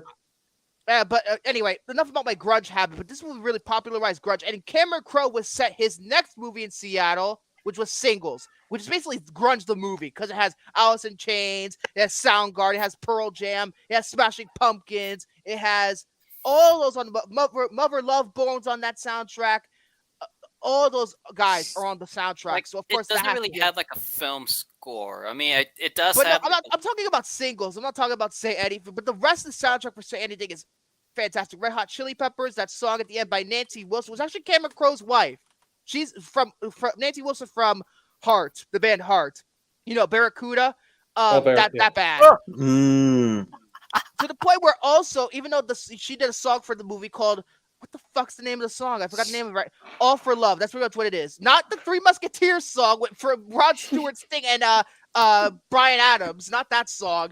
But that's a good song to begin with. But Three Musketeers. Yeah, speaking of Disney. Yeah, but eventually the song, because the song's great, and she ultimately did score Jerry Maguire. What is there of scoring Jerry Maguire? She did the score for that. So that's pretty cool. But another thing too I want to talk about is that also apparently I'm looking for it right now. Apparently James L. Brooks, the executive producer of Gracie Films, this movie was his idea. It was inspired by the time when Brooks saw a man walking with his daughter and wondered what would have happened if the father committed a crime. And that's pretty much the movie. That's pretty much the plot of the movie. Except there's more romance to it because maybe he was thinking like, oh, this is a crime movie or whatever at first. But before Cameron Crowe came along. And I believe this is, correct me if I'm wrong, but is this Cameron Crowe's directorial debut? He wrote yes, before, but yes, it is. Debut. Because he had written Last Times of Richmond High, and which was directed by Amy Heckerling. And then he wrote something else in between the this. Short Thing, I think he wrote. Yes. And then he did this. Yes. Which Short Thing also starred John Cusack, so. That's pretty. So they reteamed again for this one, and the dojo in the movie, the kickboxing dojo, was actually used in the Karate Kid. It's the same dojo from the Karate Kid. The really? one with, for Really? Cobra Kai, I did not know that. that's the dojo in that movie. So yeah, and another thing too is, let's see, is there anything else I wanted to see here? Apparently, I think I heard something about James L. Brooks told Cameron Crowe for the assignment that usually the screenplay comes first when you write a movie, right? But he told him to write a sort of a short story before writing the screenplay. So Cameron Crowe wrote like a 90-page novella, which he ultimately was used as the basis for the, not the telenovela. Novella is like a short novel, but he used that novella as a basis for the screenplay. And just the script, I have to talk about the directing and screenplay now, because Cameron Crowe, this motherfucker could direct, this motherfucker could write. He made my all-time favorite movie, for fuck's sake. Of course he could write, of course he could direct. And then he threw it all away thanks to Elizabethtown and Aloha. Oh god. Well, I heard back in Elizabethtown is fucking horrible. I heard Aloha is like, that movie killed his career. You never saw him again after that. Yeah, that it really is a shame though. Oh, too. with Emma Stone. Emma Stone. Yeah, and but yeah, like the screenplay, it is just honestly, I looked up the Oscar nominations for that year, and I saw Say Anything was not nominated for Best Original Screenplay. I was like, what the fuck? I was like, what the fuck are you thinking, Academy? I know the Academy made mistakes before, even though they make more mistakes now than they ever have, but they made mistakes before. But this is a mistake. It should have won the Best Original Screenplay. You know what won? Dead Poets Society. I'm like, no, Say Anything's better. Thank you very much. I don't know. Maybe Dead Poets Society is a good movie. I don't know. I heard it's a very good movie, but at the same time, Say Anything is the best screenplay of 1989 for sure. I agree. It's so good. Yes. Okay. I think I remember. Yeah, I remember seeing this movie. I'll say this: Dead Poets Society, Robert Williams. Yeah, it's a good movie, and Robert also has the guy who played Wilson on House, Robert Sean Leonard. Which once again, is Robert Williams really can prove that he's a great dramatic actor and a comedic actor. But I think isn't Ethan Hawke in Dead Poets Society? Yes. Yep. That's it. I remember. But I will say this: it's a good movie. Don't get me wrong, but just in terms of like scripts that really impact like this cinema, movie really had an impact on. But by the time I watched it the second time, I'm just like, wow, I could for the next 24 hours after I saw it, because it was quite late when I saw it the second time after I saw it with Ibarra, but the second time it really hit me. Like all day Monday, I was thinking about this movie. I was just thinking all the scenes are replaying in my head. But that's how you know when you're a good movie, because when you really think about it long after it's done. Same thing happened with Jerry Maguire. I couldn't stop thinking about it. Oh, here we go. Take a fucking drink every time I say fucking Jerry Maguire. Yeah, it's a charming movie. Take a fucking drink. But but like, this is arguably the best screenplay in 1989 for sure. And this is probably one of my favorite teen comedies. This is now in the top 5 best teen comedies I've ever seen. Right up there with Kate Harley Way. Right up there with, I guess you could call the Scream movies most of the Scream movies teen movies, I guess. I don't know, because they're some of my favorite movies too. I have a really big rush on like teen movies, but this is the one where I was like, I love it. And again, I'll say this again. I'll say it before. I'll say it again. John Cusack, Ione Skye, John Mahoney, they are the beating heart of this movie. This movie does not work without their performance. It does not work. It simply does not work. They should have gotten fucking awards for that shit. That's how good their performances are. Completely agree. This is what I learned in life. You complete me? That's from Jerry Maguire. Oh, great. Take a drink. You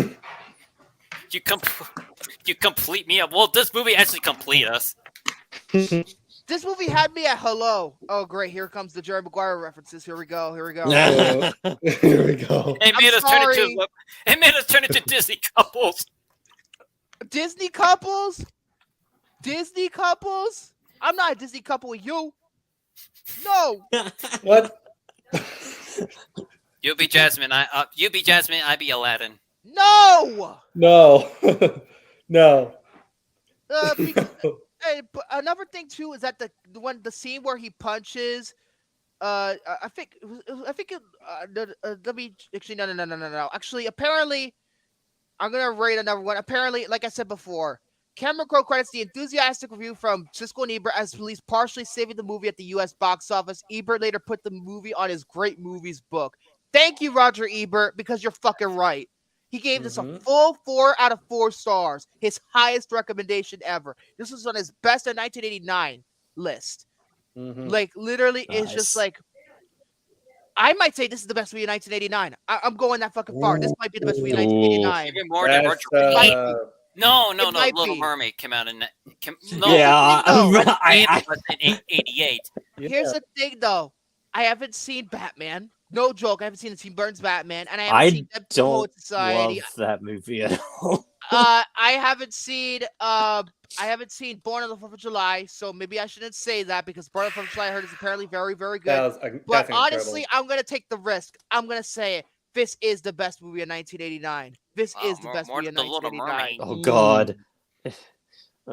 I mean, to be honest with there's you, also Last Crusade, and I love the Last Crusade. Oh, the Last Crusade! Shit, the Last Crusade. Glory. That's my favorite. Glory. Oh God, it's such a hard year. There's some good so much.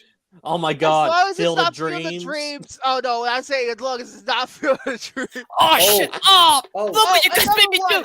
I hit my dog. No, guys, the best movie of 1989. I'm so sorry, boys. It's right here. It's Driving Miss Daisy. Oh hell no!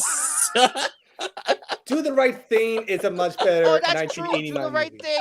Oh, another one that should really be looked at in terms of like best movies of '89. Lethal Weapon 2. That's one of the best fucking sequels. That's one of the best Lethal Weapon sequels. That is fucking fantastic. It's just as good as the first one. Lethal Weapon 2 is just as good as the first one. Back to the Future Part 2.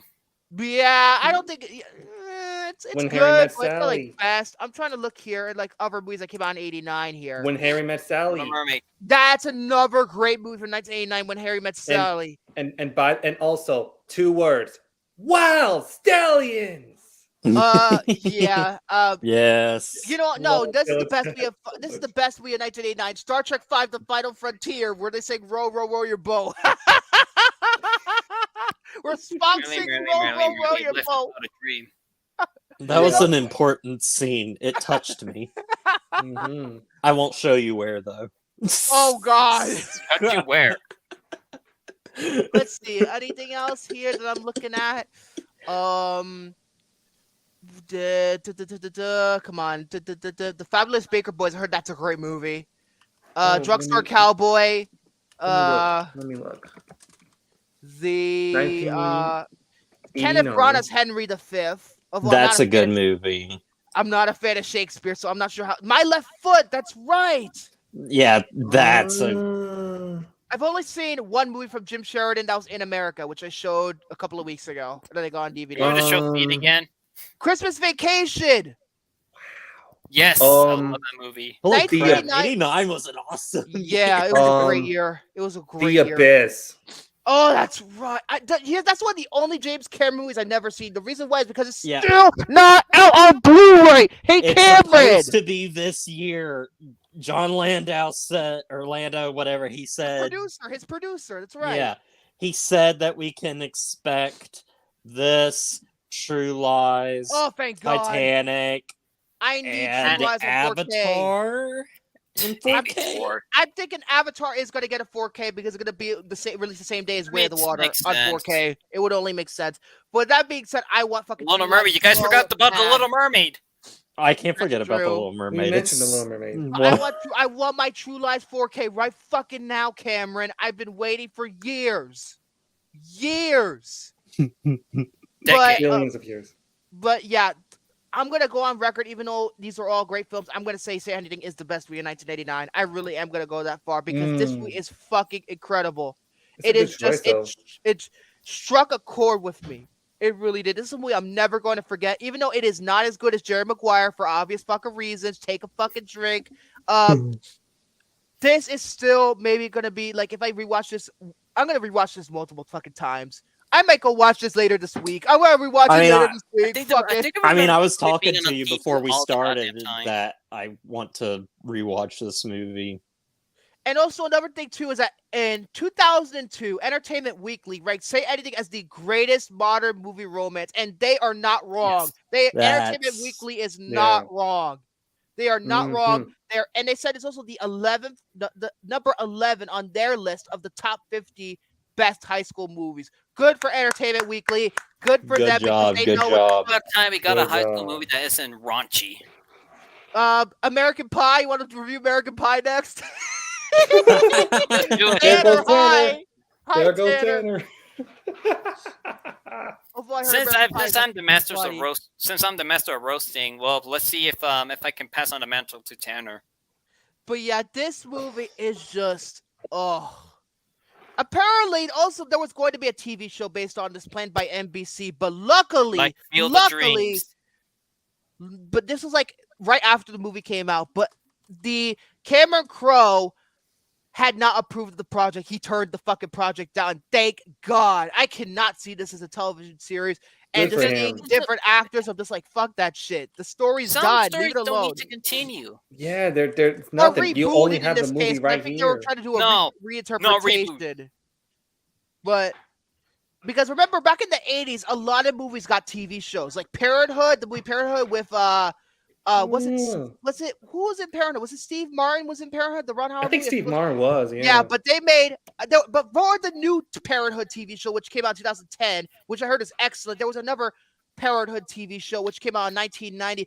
Joss Whedon was one of the writers. That's how I know about the show's existence, because Joss Whedon was one of the writers on that show, but it was still canceled immediately, like canceled after like 3 or 4 episodes. And then Driving Miss Daisy, I believe, also got a fucking TV show. I think it did. I think it got a TV show. God. I think it did. Don't quote me on that, but I think Driving Miss Daisy got What is it with like popular movies getting TV shows? I think it might have. I'm not sure. I swore it was, but I'm not sure. Maybe I'm just fucking half-assing it. But like another movie that got a TV show as well in the 80s, Nightmare on Elm Street with Freddy's Nightmares. Yeah. The anthology series, Freddy's Nightmares, which had basically nothing to do with Freddy. The only Freddy thing is he's only in the first episode, he's only the first episode's about him specifically. But then after that, he's just the intro. He's like Rod Serling. Pretty much, Freddy is basically the Rod Serling type archetype in that show. He hosts the show. He's the beginning. You see him at the beginning. You see him at the end of the story. And then Driving Miss Daisy got a remake called Green Book. Yeah, absolutely. Yeah. But another movie that got a TV show also, I believe, don't quote me on this one, but I think Working Girl got a TV show. It was starring Sandra Bullock, and like right even before Speed, Working Girl, with Melanie Griffith, Harrison Ford, Sigourney Weaver, came out the previous year, 1988, and that got a TV show, and it got canceled. Like a bunch of these fucking movies got TV shows. I'm just like, why? Just for the sake of profit. Yeah. And just to cash in, it's just kind of ridiculous to me. But this movie, honestly, in terms of flaws, there is none. There's no flaws in this movie. I have no problem. It's one of those rare movies where I dare say it's perfect. Overall, Say Anything is a tour de force. It's a fucking masterpiece. It is a masterpiece of the 80s. It'll probably be in my top 10 best movies of the 1980s. And you know what? One of the best romance movies I've seen. You know what? I've been thinking about this, guys. I've been thinking a long time about this because I don't think I've ever given this grade before on the show. I don't think I've ever given this grade on the show. Finally coming out. Yay. No, I'm not coming out. But I'm straight as fuck. Thank you very much. But in terms of like my grading, I'm not going to give this a 5 out of 5. I'm going to go the fucking full way. This is, without a doubt, a 6 out of 5 for me. Right. A 6 out of 5. This is a tour de force. This is a movie I will never forget. But here's the thing. Jerry Maguire is a 7 out of 5, so Jerry Maguire is better. Look at this guy over here. But I'm going to... We're doing the exact same thing on how I do with my new ratings now. But this is a 6 out of 5. This is... 7 out of 5. Brilliant. You're film. copying me. If we you really have are not, made for each other. I cannot stress this enough. See this movie. Go watch it fucking right now. Rent it if you have to. I'm gonna go buy I already have the movie on iTunes, but fuck it. I'm gonna buy the fucking physical copy of that shit. I love this movie. Also, John Campia, kiss my ass. Physical media is not a thing of the past. Thank you. John Campia, physical media is important. I don't Fucking know. Ninja Turtles at Sesame Street. I mean, why do you think I have DVDs of like? Why do you think I have a VHS Sometimes collection? some digital medium 4Ks, don't even work. Blu-rays, DVDs. I have everything. I got VHS tapes, DVDs. Hold 4K. up. The only thing I don't Hold have up. is Laserdisc. The only Hold thing I up. don't have is Why do you Laserdisc. think I have this? My best friend has Like a few laser discs. But Or- I need to get this. Maybe I want to get the original CBS Fox VHS copy of Say Anything. It's rare, but I'm gonna fucking hunt that shit down if I have to because this movie means too much to me. It is a brilliant movie and shows why Cameron Crowe, honestly, even though he did do Aloha and Elizabethtown, he is one of my favorite filmmakers of all time now. Not just because of Jerry Maguire, but because of this movie. I have to see Singles though. And I have seen an hour of Almost Famous, but I cannot comment on the movie entirely yet because I've only seen an hour of it. I really You want gotta to see Almost Famous. You have So- to see it. Speaking of which, no, wait, actually, no, I'm gonna wait till the end for this. I'm gonna wait till the end. So yeah, this movie means a lot to me. It means a lot to me. It is fucking brilliant. It's one of the other that. This is now number 2 on my favorite teen comedies list. Number 1 is still Can't Hardly Wait because even though it doesn't make any sense because I gave Can't Hardly Wait a 5 out of 5 and I give this a 6 out of 5. But I'm like I enjoy going back to Can't Hardly Wait a lot more. It's like it's a different kind of comedy. This is more of a drama. It's not really a comedy. Let's put it that way. Let's make it easier for myself. Can't Hardly Wait. It's a teen comedy. It's my number 1 teen comedy, but it's number 2 of my favorite teen movies, I guess, if you don't count the Scream franchise. And then this is number 1 favorite teen movie of all time. This is I've said this brilliant. Before. I've said this before. I'm mostly done really terrible teen movies, and for the first time in my life, I actually saw a great teen movie that actually. I'm not finished yet. Can I finish? Thank you. You've been rambling on for way too long. Can we go I home now? love this movie to death. Okay, I'm sorry. I love this movie to Well, death. I love Go you ahead. too, Go but ahead. still. No, fuck you. Go ahead. Go ahead. Go ahead, Ibarra. Come on. Come on. Continue. Ibarra. Well, like I said before, I'm in the past. I'm mostly done really shitty teen movies, but this is the first time Name I some. saw Name some shitty teen movies you've seen in the past. mostly the Disney Channel films. But that's not for teens. That's for kids. Most of them had teen stars, so I know, but it's they're made for children. They're not made count. for teens. They're made for children. Yeah. Anyway, go ahead. But this is the first time I was like, "Oh my god, this is actually is amazing," and and once again, you don't always have to have these grand epic adventures to tell a great story. All you need is just a little simple story to make it work, and it really did pay it off very well. I dare even say this is one of the greatest romance I've seen in forever. This is one of the greatest romance movies ever made.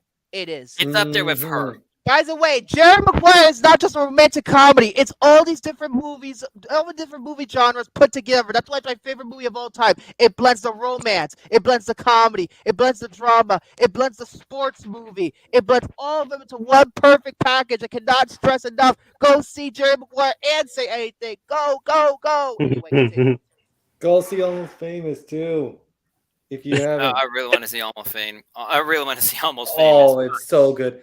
I am a golden god. How would I rate this movie on the Dragon Radar? Honestly, I give this movie a complete 7 stars. My wish I wished for a great movie, and it came true. Thanks, Shenron. 7 out of 5. Basically my equivalent of the 7 out of 5, which is the rarest of the rare. 7 out of 5 I'll really give it to 3 movies. I only give a complete 7-star if because I actually fell in love with a movie. Because if you don't know, I created my own 7 out of 5 stars because I felt like when I saw Avengers Endgame for the first time, I'm like, this is not a 6 out of 5. I have to go one step beyond because Avengers Endgame means so much to me. It still means so much to me. And I gave that 7 out of 5, and that's where the 6 started. And I gave Jerry Maguire 7 out of 5 by default because it's my favorite movie. And then Scream 2 is also a 7 out of 5. So I mean the last movie I actually gave a complete 7-star, all the 7-star Dragon Balls is Puss in Boots: The Last Wish. Oh. What'd you give Born Supremacy? I think you I give 5. 4. Yeah, no, 4. Like 4 Oh, stars. okay. Oh, yeah, because I Okay. gave it 4 stars. Yeah, it makes sense. I But yeah, went and a what little about ahead what now. about you guys? What are your scores right now? What does it I stand? absolutely love Say Anything, and it's definitely a romantic comedy classic, and will stand the test of time as one of the best movies of the 1980s. And this really came out like during a time where a wonderful decade comes to an end, and as the You know, it came out in April that year. It slowly- wasn't exactly a Christmas release. It was April 1989 when it came out. But anyway, well, yeah, like in the Christmas? 90s, we're like really no, slowly it came out in inching April. up. Oh, And so it's it's Easter. just like, and it's like one of those masterpieces that ended the 80s off with a bang, and that's why I'm going to give it like a 5 out of 5 stars. Nice.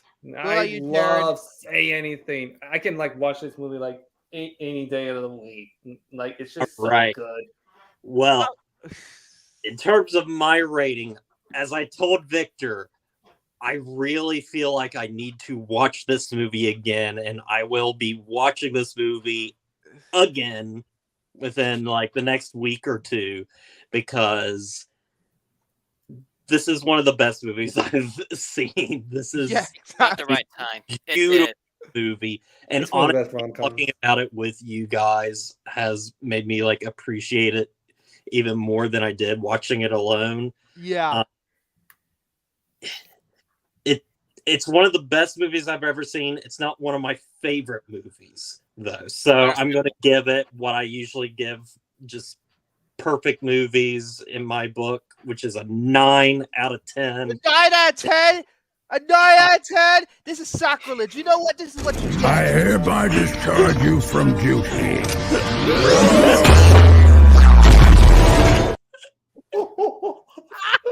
I at least give it a complete 7-star. All 7 I give it stars. 5 out of 5. I'm just fucking with you. I know. We only roast each other because we like each other, and we love each other. Ratings. The thing about this movie is that I basically just came in like with low expectations, but walking out I was like, wow, it was better than I could have ever imagined. Honestly, yeah, like I told Vic before this episode, like I didn't really like, I knew of this movie sort of, but I couldn't remember anything really. So like I came in like not really knowing what I was getting into. But yeah, this is just one of the best movies of the 1980s. Honestly, it might be my top 10 best movies of the 1980s. Maybe even top 5. 6 out of 5? Yeah, I'm probably fucking top 5. Out of Yes, all Romy, you were the right. great movies of the 1980s, because the 1980s was a wonderful, God wonderful fucking decade. damn it. I got it right again, but it was referring to you. It was referring to Jared. Romy, you were right. You were right once again. Thank you. Yeah, absolutely. And Gary, too. Gary loves this fucking movie. He loves this movie. Does. He really And- does. Honestly, I don't blame him. I love it as well. Me too. Also, Literally, Romy says you're gonna love Kindergarten Cop. Came in with low expectations, walking out loving it. And the same thing. Well, I said no. I told you that it was gonna be a good movie. Romy saw it before. He's like, oh, it's. I guess he enjoyed it, but I told you that you're gonna fucking love Kindergarten Cop. But this movie is one of the best movies of the 1980s. It is just literally a must see. Do what you have to do. Fucking track a copy down, rent it, stream it, do whatever you have to. Watch it. Illegally. Yes, do it. I condone piracy. Don't watch I mean, come on, piracy is not illegal now. Let's be honest. Jared, that's how Jared saw it. He admitted that's how he saw it. Pirate. I mean, it's not illegal anymore. I put it in my big 75-inch TV on my fire. Oh yeah. Hey Gary, I hope you're watching. 720. 720p, not 1080, not even 4K. Well, that's VHS for you. 20. But VHS, yeah, this is just a fabulous, fabulous movie. And if anybody doesn't like this movie, this is your fucking message. I hereby discharge you from duty.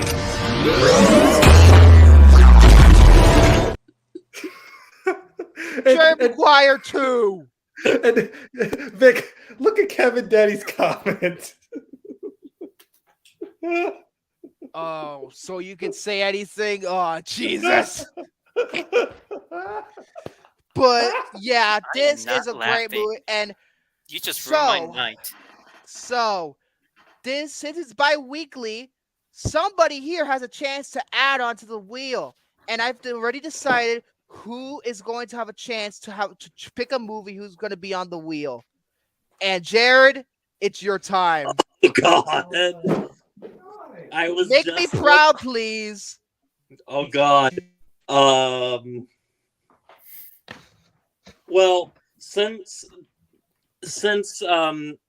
I know some of us here don't really care for the Oscars, but there was somebody at the Oscars that, everybody is in love with right now. His name is Brendan Fraser. So I think we should put on the wheel one of my favorite childhood movies that is not The Mummy. Oh no! Oh no! Until I know what it is. Fucking George of the Jungle. Yes! I want to see that! I want to see that!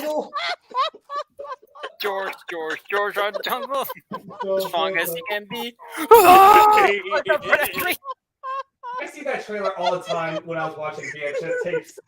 Oh my God! George the fuck! Oh my God! I'm dying! Oh my God! Put that on the Hey wheel. Jared, at least you made us proud to make us laugh. You know what? At least you didn't pick Alexander. That's good. No, that's a long way away. What were we gonna watch? Which was one of the 5 cuts we would have watched?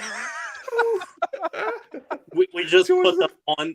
We put them on simultaneously. Oh God! Oh my God! Jared, that's All right. a funny answer. Ready? All right. So That's a funny answer, Jared. I applaud you. Oh I my God, applaud that's you. funny. That's funny. It I'm is not. funny. I'm happy. I chose him. If I loved Kindergarten Cop, I am definitely gonna adore fucking George of the All right, Jungle. I'm waiting on you, Ibarra. Bring it on. All right. I All right, guess let's it's see time here. What to do we spin the got wheel, here? everybody. Yeah. It looks correct, yeah. Yeah. Let me just Like- make sure. Yeah, it looks correct to me. It Yeah. looks correct. Did you put Yeah, back? like- Yeah, you did put Back to the Future Part 2 on there. Okay, good. Because that's Yeah. the one I was forgetting at first. The last week after the whole mishap happened, but we got it now. So let's spin the wheel now. We have to decide. We have to choose which one it's gonna be. Hopefully, it's a good fucking movie. Muppet for Space. No, Give me oh my Muppet. God, good. please no. Oh my God, please no. I don't care. Spin the wheel. Just spin 3, the 2, wheel. I 1, don't, go. Come I on, don't Muppet for Spin Space. the You can do it. wheel. I don't care. Wait a minute. Wait a minute.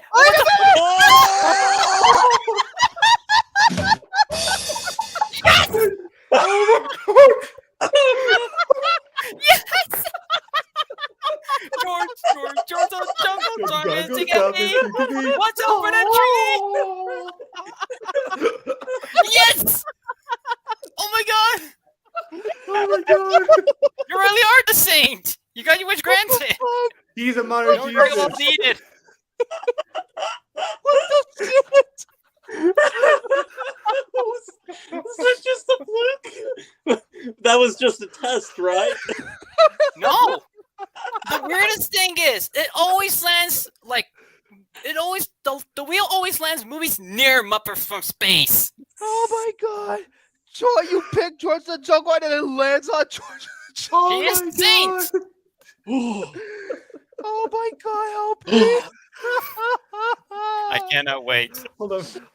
So in that case, before I sign off, I'm going to say this one more time. Go see Say Anything, or else this will happen to you. We'll go after your fucking asses. It will.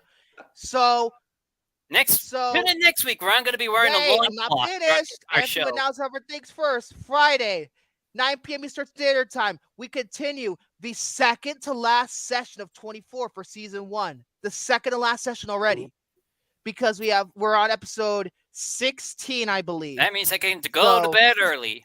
No, you have to join me. And William, you got to do your fucking homework before 24 on He's already Friday. in bed. I know, let me just go to bed will. with them. We're going to be snoozing all night. You can't hardly wait. Oh, wait, wrong movie. Harley Quinn. Come on. That's an easy thing. Come on. Come on.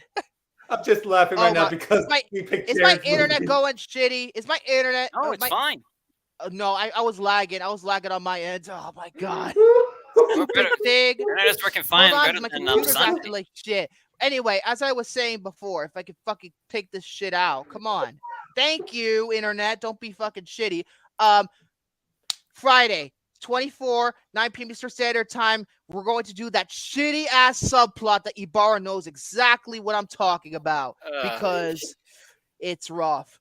And then on Sunday, we're gonna do George of the Jungle at 3 p.m. Eastern Standard Time, and I have good news.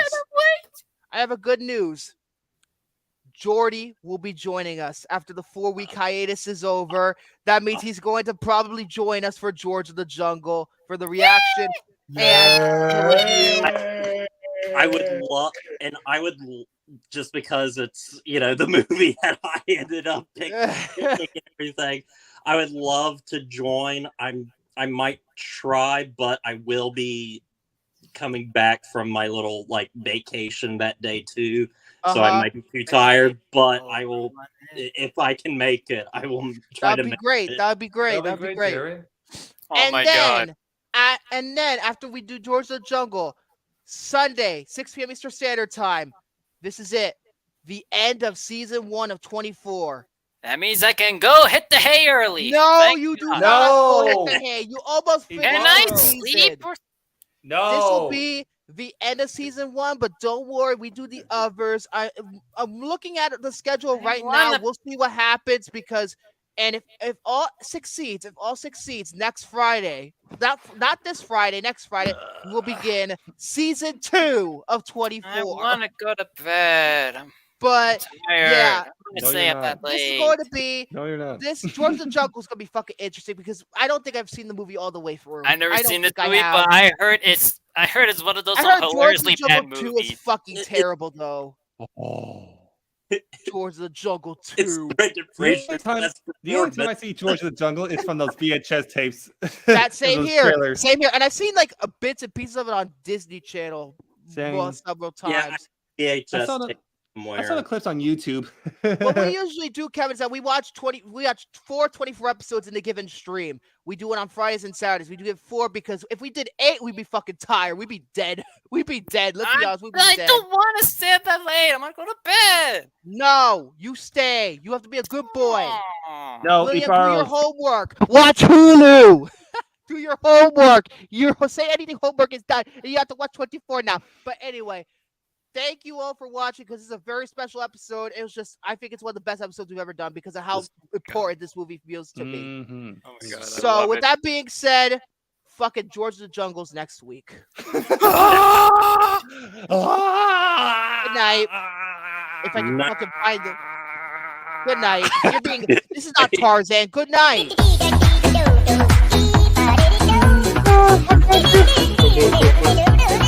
Please go watch Jerry